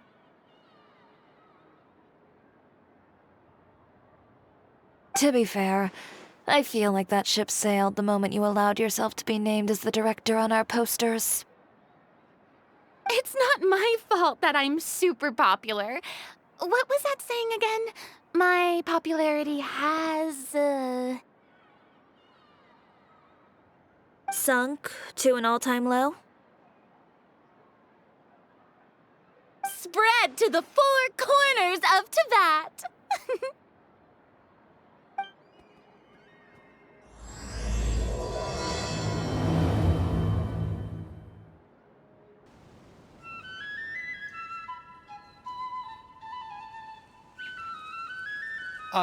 Excuse me, everyone. Xavier! Feels like it's been ages since we last saw you. I've been talking non-stop with the Film Association, and I'm absolutely swamped trying to coordinate the film's marketing. So forgive me for not being around more often, but please believe me when I say that I will make sure everyone's hard work gets the exposure it deserves. Oh, seems like you've been fighting your own battles. Yes, that's one way to put it. Oh, and before we begin the final round of filming, please allow me to finally introduce you to the original investor of our film, Mr. Morris. A pleasure to meet you all. Yes, glad to make your acquaintance, Mr. Morris. We've heard about the issues you've encountered with your financial situation, and genuinely hope that things have taken a turn for the better. Oh, well, the situation has indeed improved somewhat. Don't worry, Mr. Morris. Accidents and last-minute challenges happen all the time. There's no need to blame yourself over it. The good news is that we're almost done filming now. And I would even say that this is the best story I've ever seen. Is that so? I see, that's great news. All right, now that we've gotten all the pleasantries out of the way, let's get this show on the road. We'll mostly be filming typical people and scenery from the streets today to improve the sense of environmental ambiance in some parts of the film. Oh, and there'll be a cameo for Mr. Kamisato and Miss Yoimiya as well. They'll be used to show outsider perspectives on the fates of the Two Musketeers. That's right. Ayato should be here any minute. Excellent! Then let's start with the scenery shots. Camera and clapper loader, you're up. Yep, we'll be ready! Remember, all we need are some wide zoom shots of the streets. If you happen to find some particularly lovely patches of flowers and grass, feel free to grab some close-ups of those as well.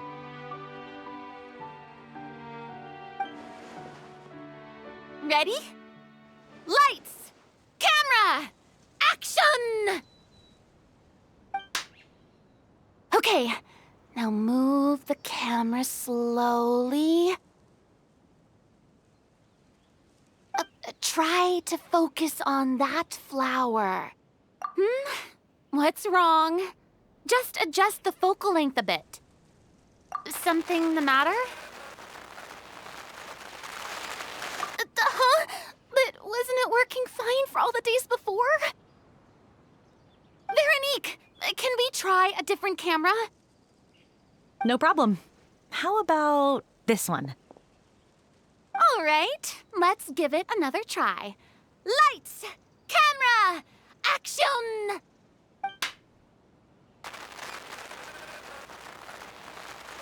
Don't tell me. This one is broken too. Veronique, do we have any other spare ones we can use? I'm afraid we only brought these two today. What? Then go find a workshop to get them repaired right away. Oh, and you too, Bono. Go find our spare camera in the warehouse and bring it back to the set. On it. Greetings, everyone. My apologies for the delay. Is something the matter, Ayaka? It seems like there are some issues with the filming equipment today. We're stuck for the moment. I see. Well, let's not just stand here twiddling our thumbs. Actors, to the makeup booth. We'll start on the next scene as soon as we get a working camera. The people at the workshop told me that the part which holds the lens in place seemed to have fallen off. That's super strange. It was perfectly fine just yesterday. Well, no time to dwell on that now. Let's get back to filming. Ahem! Quiet on set! Places, everyone! Lights! Camera! Action! By the way, have you heard about that recent murder case? Yes, I have. It seems that they've caused quite the commotion in the city. I heard that the chief of the guards is so mad about not catching the culprit that he's about to explode. Oh? I find that quite hard to imagine, considering how he already looks most days. Director, we have a problem. Oh, we're in the middle of a take! Couldn't you wait until we wrapped up this scene? No, Director, our film, all the finalized film that we've been keeping in the case has disappeared. Oh, wait, what did you say? Mr. Bono, please take me to where the film was kept right away. I'm coming too. No, Yoimiya, you have to stay here. Oh. Okay, listen up. Everyone who's not working on this current scene can go with Bono to look for the film. Everyone else, stay put and wrap up the scene. Unbelievable. How could all these problems happen in just one day? We're back. How did it go? Did you find the film? We found it in the sewers. Huh? In the sewers? Is the film still okay? We discovered it just in time, so we should still be able to salvage it. The others are checking now to see if we lost any specific scenes. You scared me for a moment there. I nearly thought we had lost everything. I really don't want to experience that feeling of despair again. Okay, but who could have stolen the film and dumped it there? Could it be, some competitors working on other films? But if they wanted to harass us, why wait until the last day?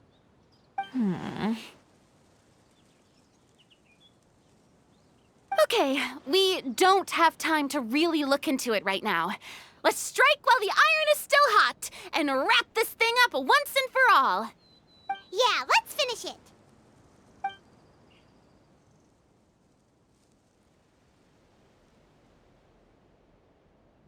I would like to officially announce that our entry to the festival, the Two Musketeers, has now concluded filming! Paimon is spent. It's so late already. Even though the filming process proved to be extremely challenging, everyone provided valuable and unique contributions to the final product. Thank you all for your dedication and support. And just like Director Farina, I would also like to extend my most heartfelt thanks to all of you. Really, you've all helped me so much. All right, let's save the awards speech for later, and hopefully also get some rehearsals in before the real thing. Anyway, now it's time to party! Let's all make our way to the beach and have a celebration feast so loud and fun that even the blubber beast will want in. Party, party! Paimon wants to party!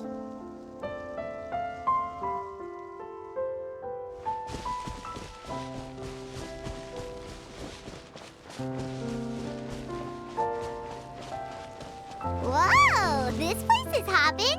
Everyone's finally getting to relax after wrapping up the film. Let's go chat with someone. Have you ever seen a fireworks show, Mr. Morris? It's pretty amazing. I'm afraid I haven't, but I'll take your word for it.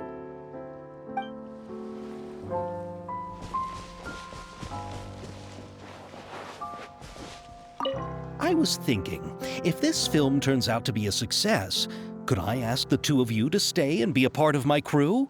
Of course, I'll definitely increase the pay for next time. I'd be more than happy to, Mr. Xavier. Thank you for the offer, Mr. Xavier. But I've made some plans to go on a journey to the other nations once the festival is over. Is that so? Well, then in that case, bon voyage, Miss Veronique. Please feel free to get in touch once you've returned to Fontaine.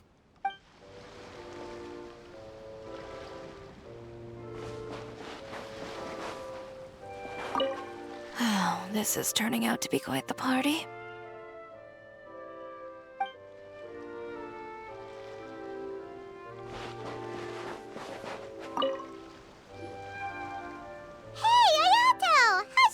Going?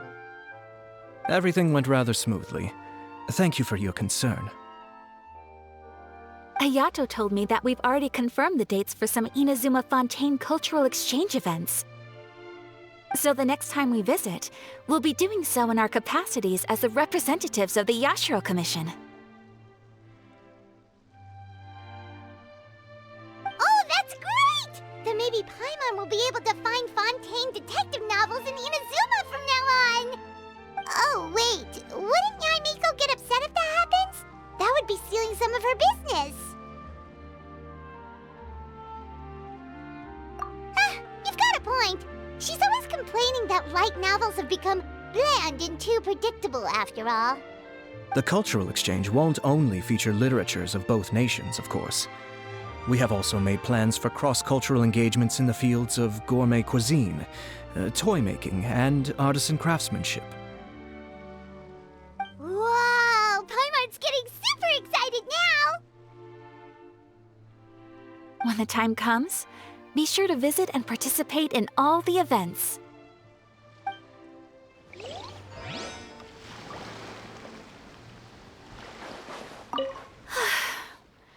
I wish we could have spent some more time here. Don't worry. It won't be long before we're back again.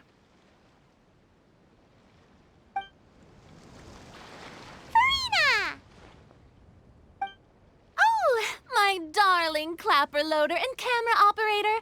You've both worked really hard. Paimon thinks you worked even harder than us. Honestly, Paimon was getting a little tired of playing with the clapperboard by the end of it. Worst of all, Paimon started having dreams of you shouting, "Lights, camera, action!" into Paimon's ears. The actual dream can't even start until you've yelled that. Hey, if anything, shouldn't I be more grand and delightful than your dreams? We've been through so much together, and that's how your brain remembers me? That's not Paimon's fault. We've just used the clapperboard too much lately. Anyway, what's most important is that we've wrapped the film. I'm pretty confident that we'll take first prize. Hey, no need to mention the official name. Wait, now that you mention it, if we did win the prize, would Farina just get a statue of herself?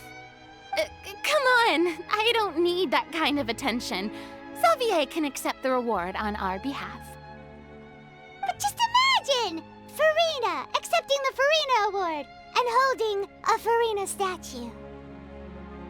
I'm going back to my dessert now. You all can keep discussing that on your own.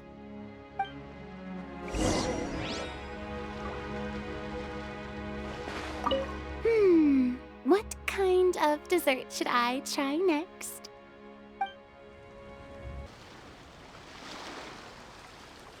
Chiori! Hey, you two. Are you not really into these kinds of big social occasions? Not particularly. But this is still better than Fontaine Fashion Week. But if this film becomes a big hit, people will definitely come flocking to your shop. Yes, that's highly likely. As long as the film can premiere as planned. Are you still worried about the case? That and all the obstacles we had to face today. You're right. It's as if all our bad luck just manifested at once. But why today of all days?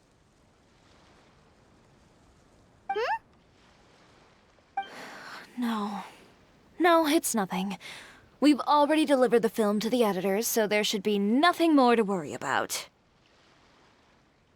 How are you doing, Mr. Morris? You having a good time? Well, you could say that. Do you happen to know when the party is scheduled to end? Judging by how much fun everyone's having, I'd say probably not until well after midnight. Is there something that you still have to take care of at home, Mr. Morris? Oh, well, I'm just not a late-night person, so I might take off shortly. Oh, no! Silly me. I almost forgot something super important. Oh, what is it? I prepared a whole batch of fireworks for the party, but I forgot to bring them over from the warehouse. Fireworks, you say? Well, that's, truly a pity. Sorry things didn't go as planned. Could you help me carry them over, Mr. Morris? I won't be able to fetch all of them by myself. Me? Are you sure that you can't find anyone else? I just wanted to make this a surprise for everyone. The warehouse isn't far from here. We'll be there in no time. Pretty please, Mr. Morris. These are some of the best fireworks I've ever made. So I also want you to see them before you leave. They're stunning. I promise that they'll be a once-in-a-lifetime experience that you'll never forget. But... It's okay. Just come with me. If we're sneaky enough, nobody else will see us leaving. All right. The warehouse is right over here. I moved the fireworks there in advance, so it shouldn't be too much work bringing them back. It's still a ways away from the party. Sorry about that, Mr. Morris. It's probably because I'm used to carrying fireworks all the time, so it doesn't feel like a lot of work to me. Shh! Don't let anyone else see us. I still want it to be a surprise.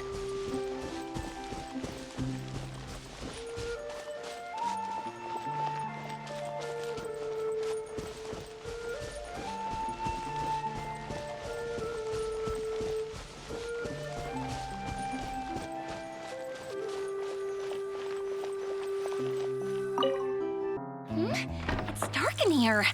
Wait here, Mr. Morris. I think the light switch should be somewhere over here.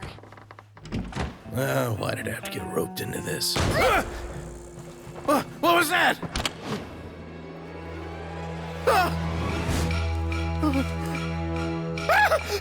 Who's there? Get me out! Get me out of here! Did you really think you'd get away, Morris?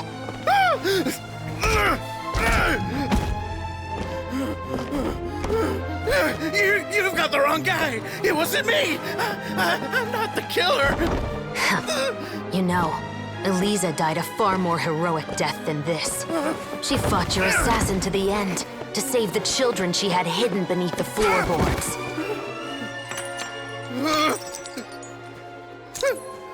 That is Eliza's pendant, the one with a photo of you two inside. The one you gave her. Ring any bells? It's a fake! It has to be! There's no way! No way your assassin didn't destroy it, you mean?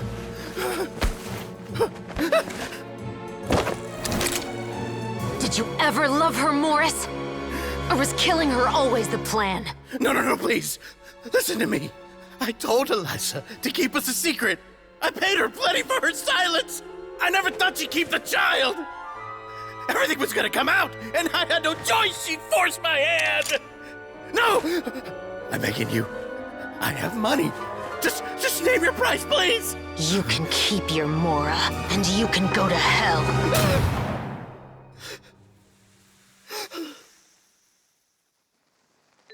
I'm Captain Chevreuse of the Special Patrol. Morris, you're under arrest for Eliza's murder.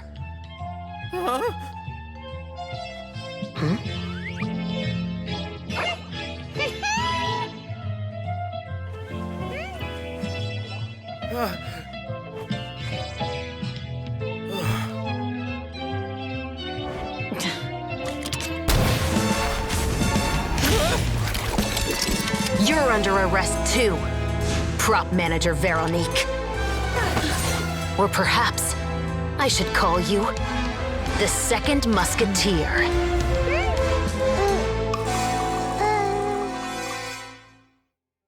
Wait, what's going on? This wasn't in the script.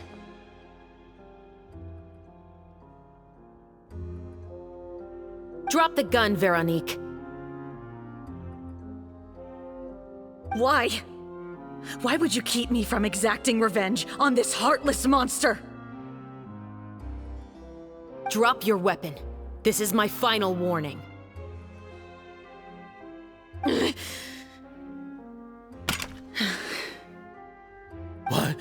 What is going on? Do I have to spell it out for you, Morris? Everything that took place just now was staged to get you to confess the truth. But this last part is all improv, of course.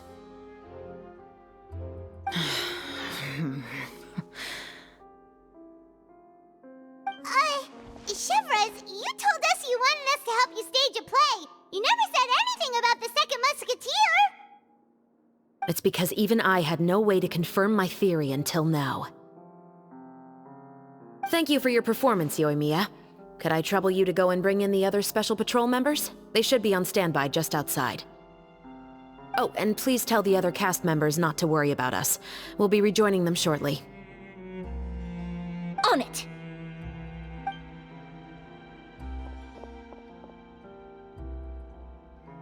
So what do you think, Morris?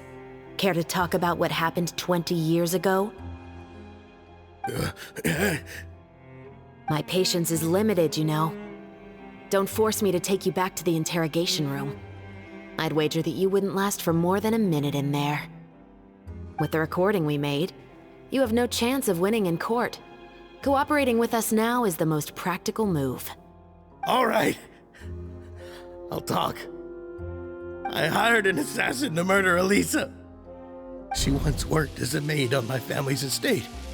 She was very beautiful, and after some time I fell for her. We kept our relationship a secret and carried out an affair for some time, but it wasn't long before she became pregnant. And if my parents ever found out, they would have stripped me of my inheritance and status, driven me out of my home. I also didn't expect Lynnsa to insist on bringing the pregnancy to term. She even asked me to leave my family and travel far, far away with her. She believed that you were truly in love with her. I didn't have a choice. I gave her a large sum of mora, told her to leave the family and to get rid of the baby. But then years later, she sent me a letter. There were photos of 2 children, and she even asked if I could find some time to visit them. Huh? 2 children? Paimon thought Baptiste was the only... you mean... Even if she had the children against your will, you could have just ignored the letter entirely. Why kill her? I had just gotten engaged to be married to an heiress from another wealthy family. So if anyone were to find out about Lynnsa, my life would be completely ruined. I didn't have a choice. No. You always had a choice. You just made the wrong choice. Again. Do you know how it feels to watch your mother be killed right in front of you? My brother and I were hardly even school age yet. We were hidden beneath the floorboards, grasping each other's hands like a lifeline. We were so terrified that we didn't even know we could ever take a breath. All we could do was to watch Mother try to fight back, and then collapse to the floor. Even after the assassin left, we were still too terrified to leave our hiding spot. We thought that he might come back. It was only until the next evening when we finally climbed out and gathered around our mother. But she had already become cold and stiff to the touch.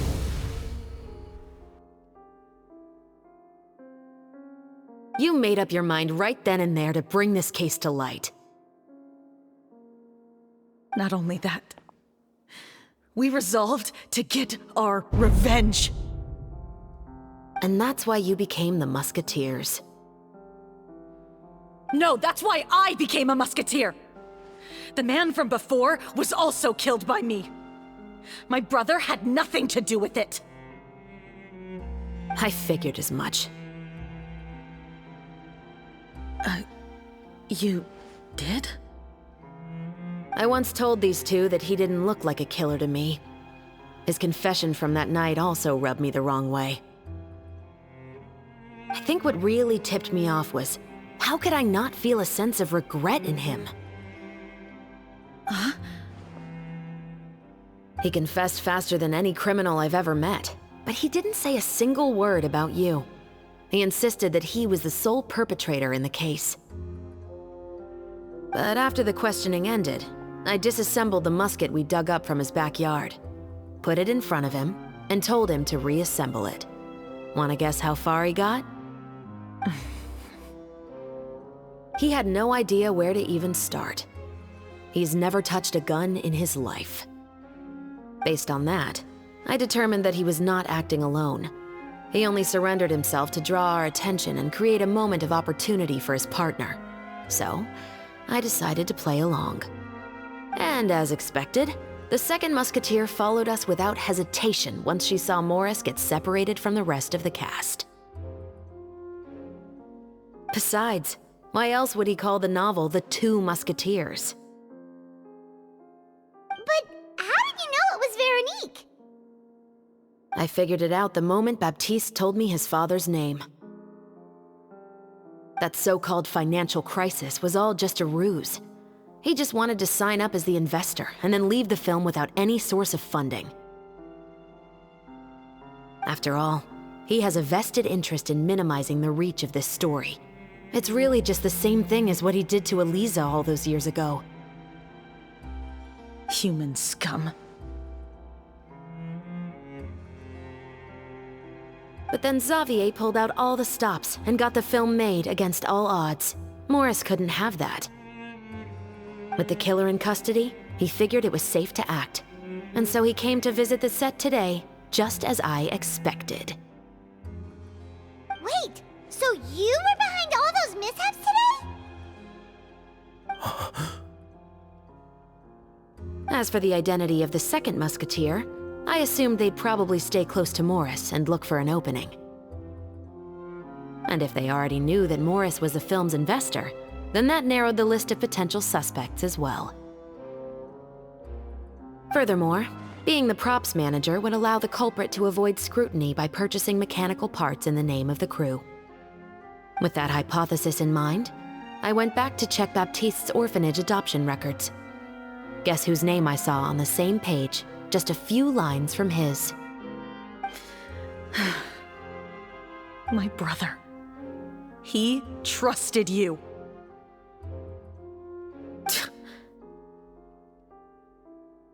As in, he trusted me to perform the deed on his behalf?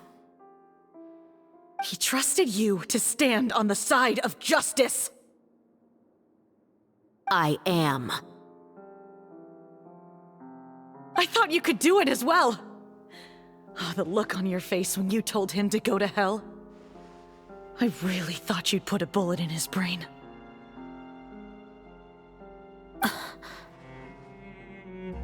You know what he has done. Are you telling me that you'd rather see him spend the rest of his life living like a king in the fortress of Meripede? I will never be able to forget the feeling of my mother's cold, lifeless hands. And you would call this ending fair? Is this what you call justice?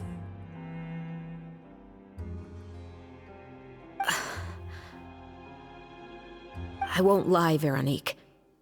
I did hesitate when your brother first told me about the truth. I wondered. I agonized over whether I should really put a bullet in his head. So why don't you? Because that should never be how justice is carried out in this world. Perhaps, to you, justice is simply reciprocated. An eye for an eye, and a life for a life. But everyone has their own understanding of justice. If everyone were to pursue their own definition of it, there would be no more order in this world. Today, you'll kill Morris, and tomorrow, his children may come for you. The world cannot render judgments based on a desire for revenge. That will only lead to a cycle of revenge, as well as the destruction of order and civilized society. Fontaine is founded on a set of laws and a standardized code of justice. That is why we are the nation of justice. But with all that said, I will promise you this. Morris will not lead a cushy life in the fortress of Meripede. Chevreuse, the rest of the Special Patrol is here. Thank you so much, Yoimiya. Letelier, Terena, please take them away.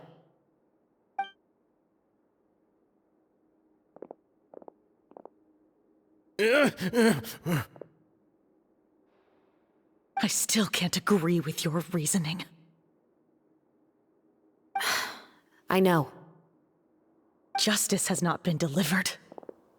At least, not today.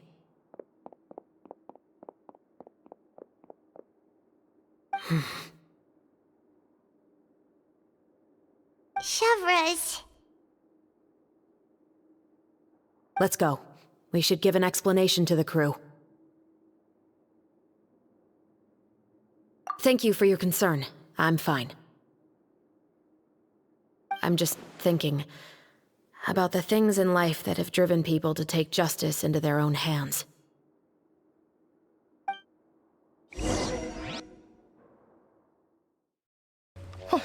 Who would have thought Morris would turn out to be... I'm at a loss of words. How could he have done something like this?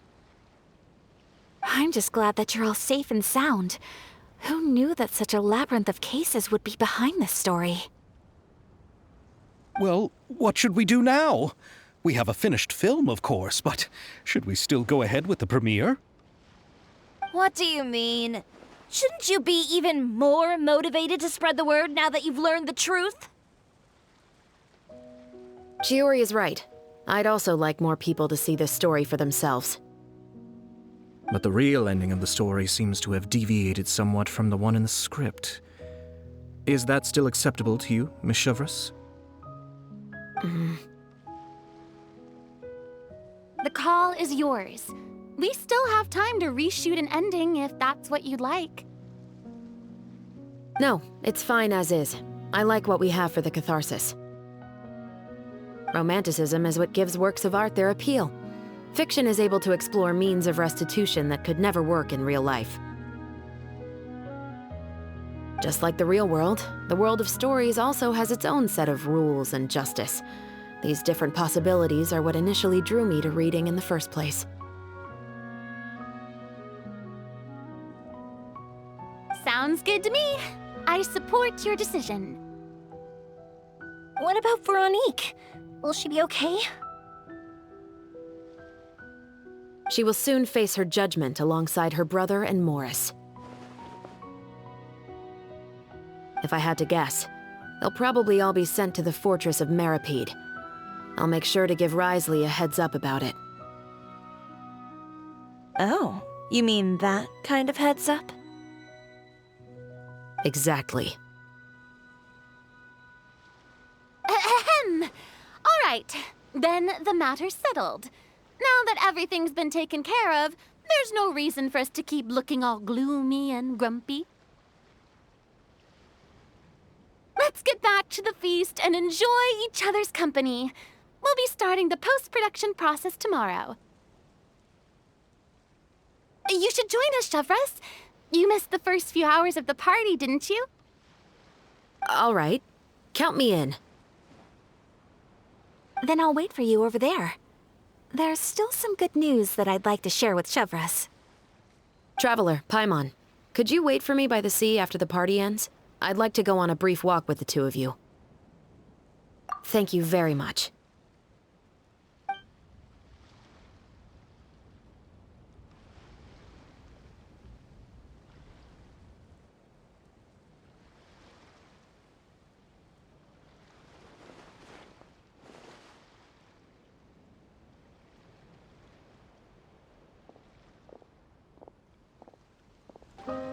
Sorry for the wait.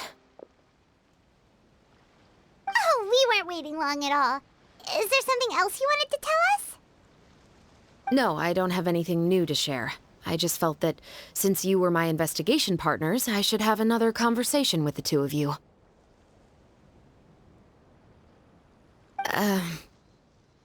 Traveler, how would you have responded to Baptiste's request if you were in my shoes?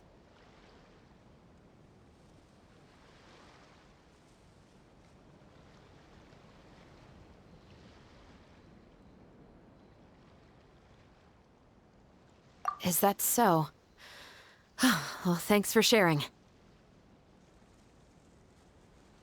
When I was young, my father often took me here to swim. We'd come rain or shine, even when it was freezing cold. He told me that swimming was the best activity to train one's strength of will. You could never give up before reaching the shore, especially when the water was cold. Oh? Why's that? Because the moment you give up would be the moment you die. At that point, I still hadn't received my vision. One winter, the chilly wind felt almost like knives on my skin, and the seawater was so frigid that it numbed my toes the moment I stepped in. I cried and begged my father to spare me from having to swim across, but he wouldn't listen. He used to be a member of the Special Patrol as well. You could say it was his way of educating his children. That sounds awful. When he saw that I wouldn't stop crying, he just picked me up and tossed me into the icy water. The bone-chilling cold took away my senses.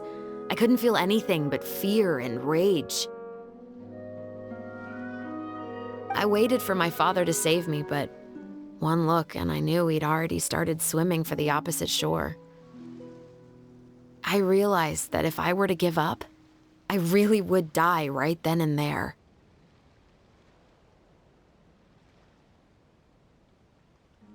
I used all of my strength to try and catch up to my father. Those few minutes felt longer than my whole life up until that point. I did, however, make it to the other side. I've never felt afraid about anything in my life after that, nor have I ever cried again. That way of teaching would have never worked on Paimon. Yeah, I don't think that was the right method for anyone. It's just that, working now as I am in the pursuit of justice, I still sometimes feel like I've been tossed into that winter sea all over again.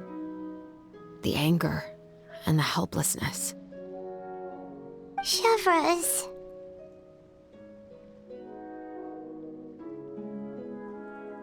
But the worse I feel, the more I know to never give up. The alternative would be to forever lose myself among the waves. Anyway, how about a race? Neither of us will drown, but we can still see who swims faster. You guys go ahead! Paimon will grab the clapperboard to mark the start of the race.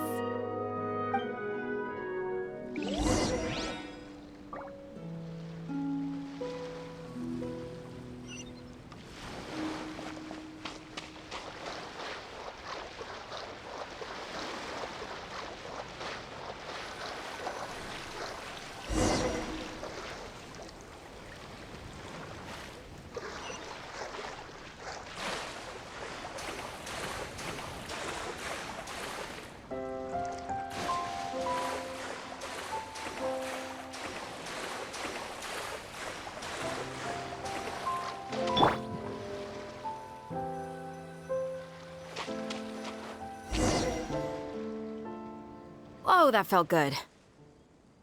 You were so fast in the water, Chevreuse. You were swimming even faster than Paimon can fly. So, about the Special Patrol, did you join because of your dad? Partly, but I'd say I was more inspired by the heroes I read about in stories growing up. Oh, so it's due to your love of stories. Of course, it was only after I joined the Special Patrol that I learned that truth is often stranger than fiction. Come on, let's walk a bit more.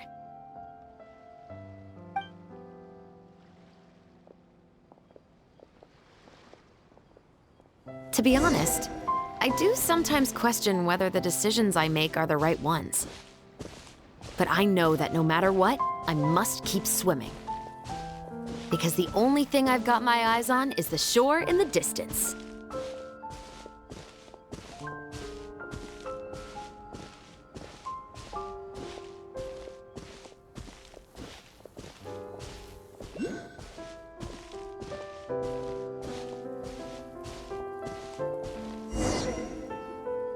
Thank you for coming on this walk with me.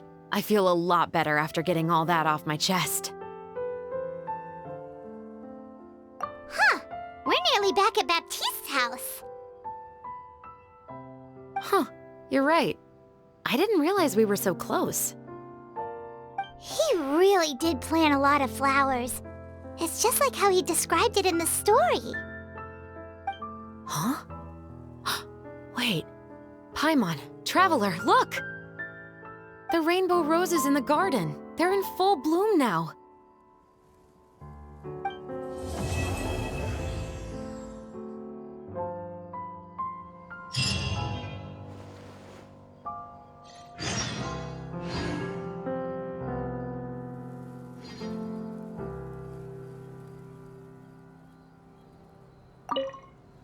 Even though it's a bit late, I must thank you for investigating this case with me. Not on behalf of the Special Patrol this time. It's a personal expression of gratitude from yours truly. Oh, you want to hear more about my father? To be honest, I didn't spend that much time with him. He was always busy with the Special Patrol, so he would often return home really late at night. Some nights, he didn't come home at all. Once, he didn't come home for a long time, maybe a whole week or so. When I went out to buy food, I learned that he had become a criminal, and by extension, that made me a criminal's daughter.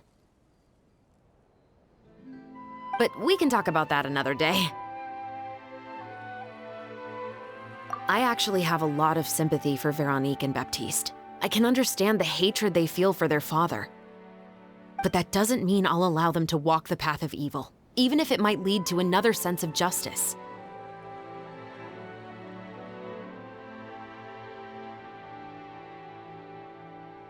Films are different from the real world. They're a form of art and represent the wishes in people's hearts.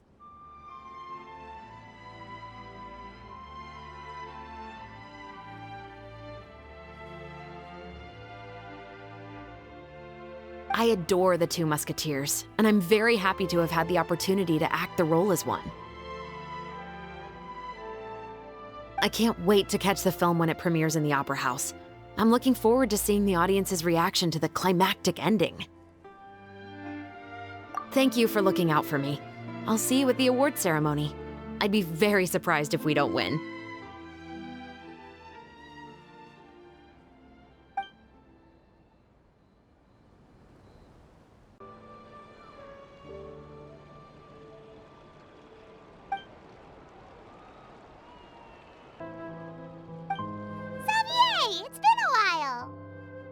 Hey there, you two! Sorry I've been scarce. I've been buried in marketing and preparing the film for release ever since we wrapped post-production. The award ceremony is today, right? Paimon wonders if we'll win the Farina Award.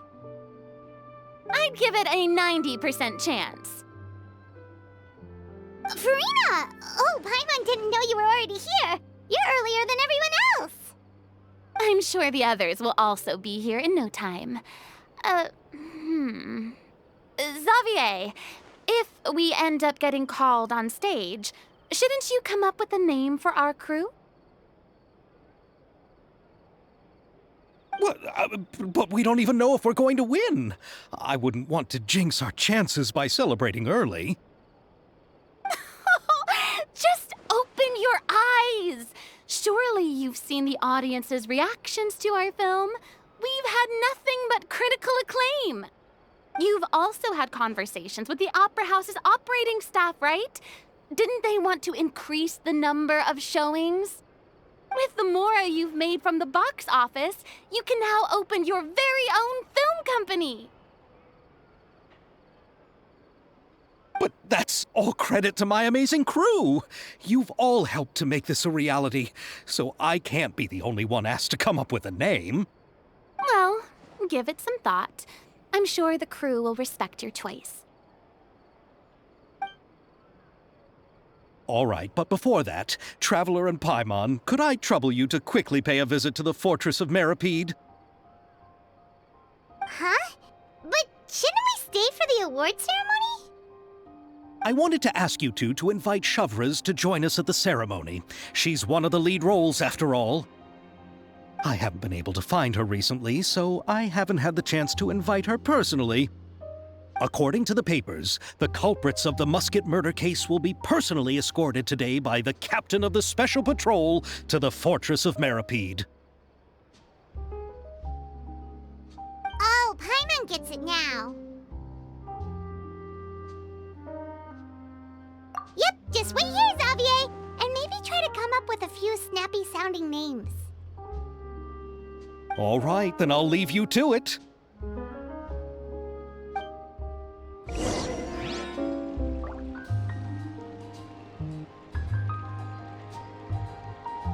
Will we really win an award?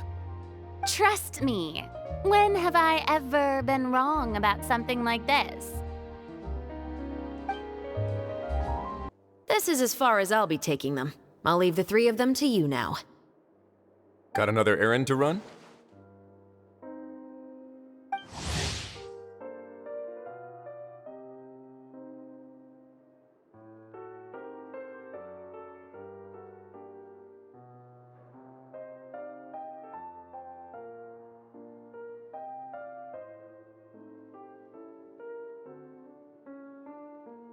Something like that. I'm expected at a party. Now that's something you don't hear every day. Found a new pastime? No, it's just a special occasion. Chevreuse! Risley! Festivals really do bring people together. It's been a while since I last had so many visitors at the Fortress of Meripede. Call it the festival spirit, I guess. Yeah, you could say that. Even our head nurse has gotten herself all worked up preparing super deluxe nutritious shakes. Just one gulp and you'll have met all your nutrition needs. Were you talking about work just now? We've already finished discussing everything. So, what do you think about my heads up, Mr. Risley? I believe I haven't yet made any promises or guarantees. But you also didn't shoot me down. Here, how about this? You could give everyone a copy of the newspaper. Perhaps on the day when the cover story happens to, oh, I don't know, expose a certain someone's misdeeds from 20 years ago?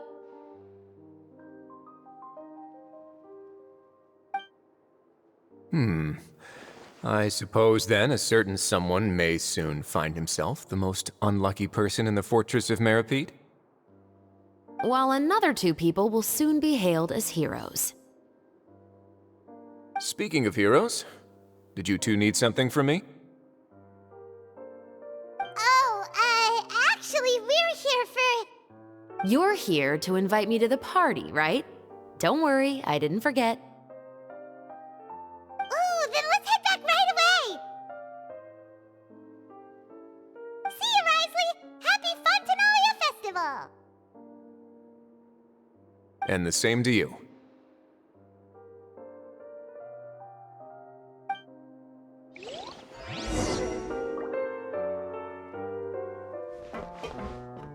Please, go and enjoy the festival.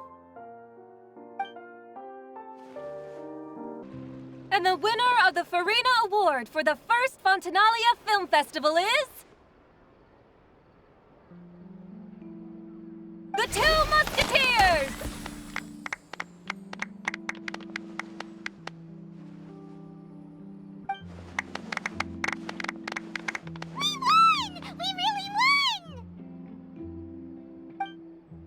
Congratulations, Mr. Xavier. We won? I can't believe it! I really can't thank all of you enough! See? My takes on Fontaine's entertainment industry have never been wrong. Now, please welcome to the stage the producer of the Two Musketeers, Mr. Xavier!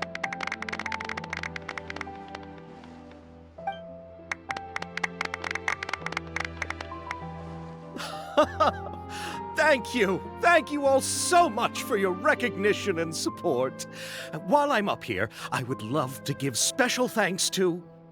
Time really flies, huh? It certainly feels that way. It feels like it was only yesterday when you were teaching me to hold a musket. Will you come back to Fontaine again? Of course! I'm very fond of this city. There are so many novel and interesting things that it's been hard to keep track of them all. But how about you? Would you be interested in visiting Inazuma? I can't say the thought has crossed my mind before, but I'd be willing to consider it now. I will be eagerly awaiting your visit. It would be wonderful if you could visit my home and enjoy a taste of our tea and desserts. Yeah, let's keep in touch. Did you accomplish all you came here for? Yes. And you should visit Inazuma again sometime. How has Ogura and her business been? To my knowledge, she's doing quite well. Tell her I said hi. I certainly will. I heard the thunderstorm has stopped. Yes, and the war has also been brought to an end. Peace and prosperity has returned to the islands. I quite like the sound of that. Perfect for hanging textiles out to dry. I'd like to offer my thanks again to the entire cast and crew. Without you, I would have never completed this film, much less had the opportunity to be standing on this stage.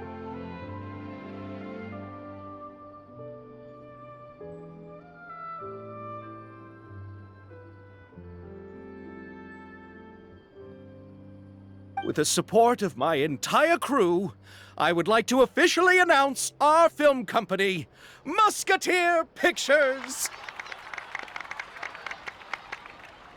Ho-ho! That has a really nice ring to it. Then in that case, let's please welcome all the members of Musketeer Pictures onto the stage for a commemorative photo.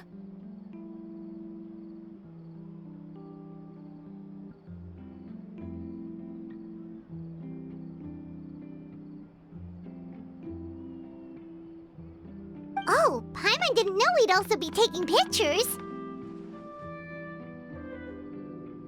Director Farina, I believe you are the most deserving person to raise this trophy.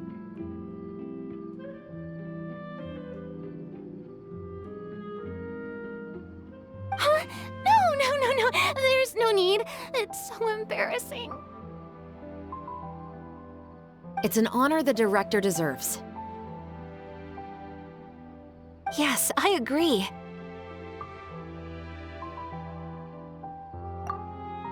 Just accept that you're not getting out of this. Ready, everyone? 3, 2, 1. Musketeer Pictures!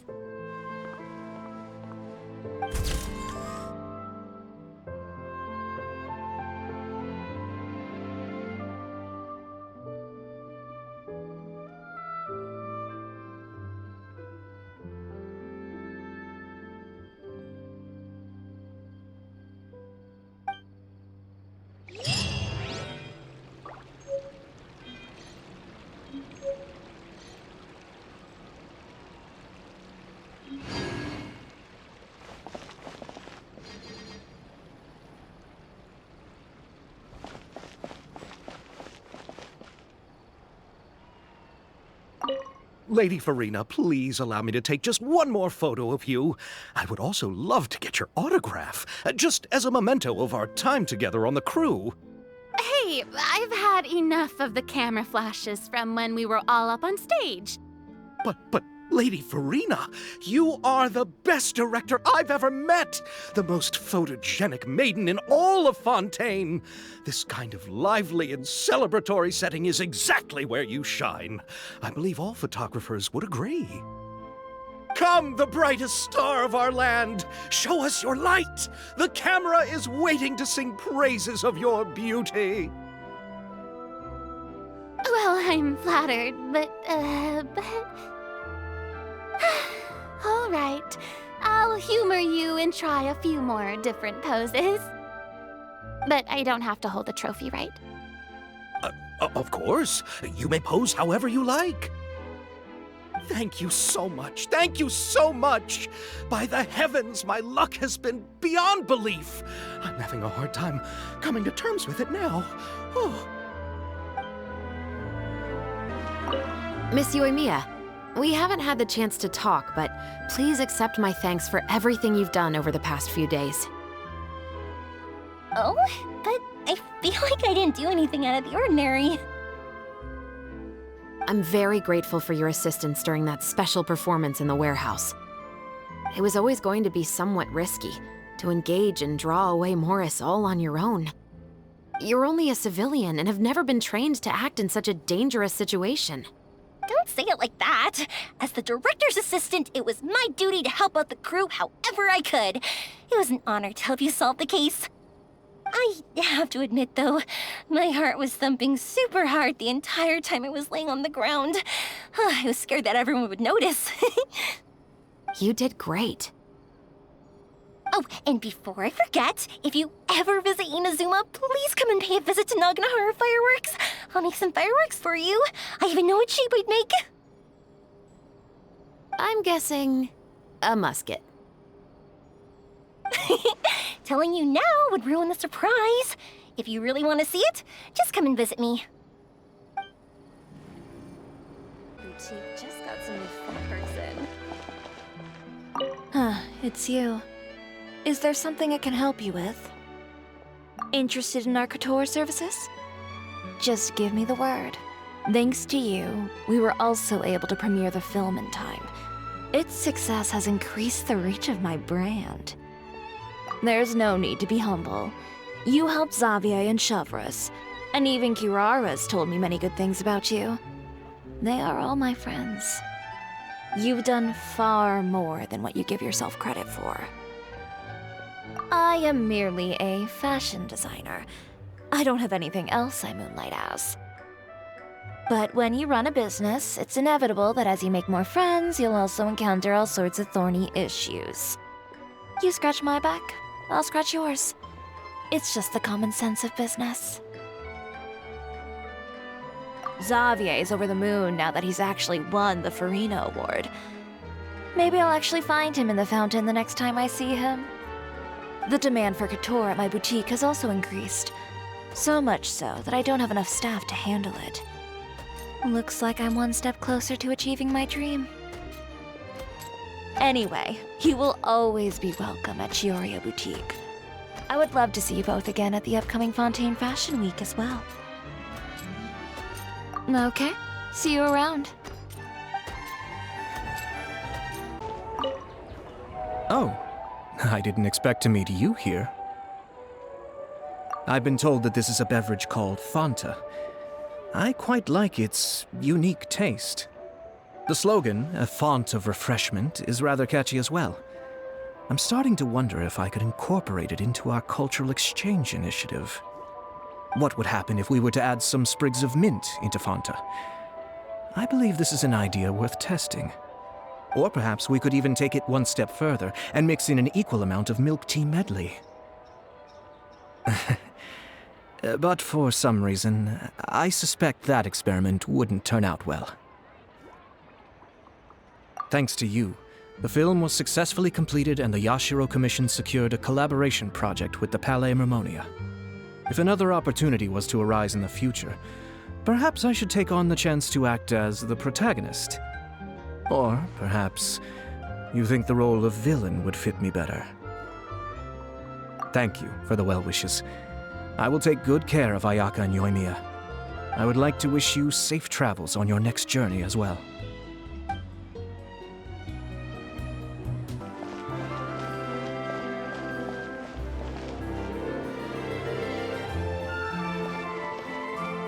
I'm so glad we were able to complete the film. Thanks for taking care of me while I was here. Really?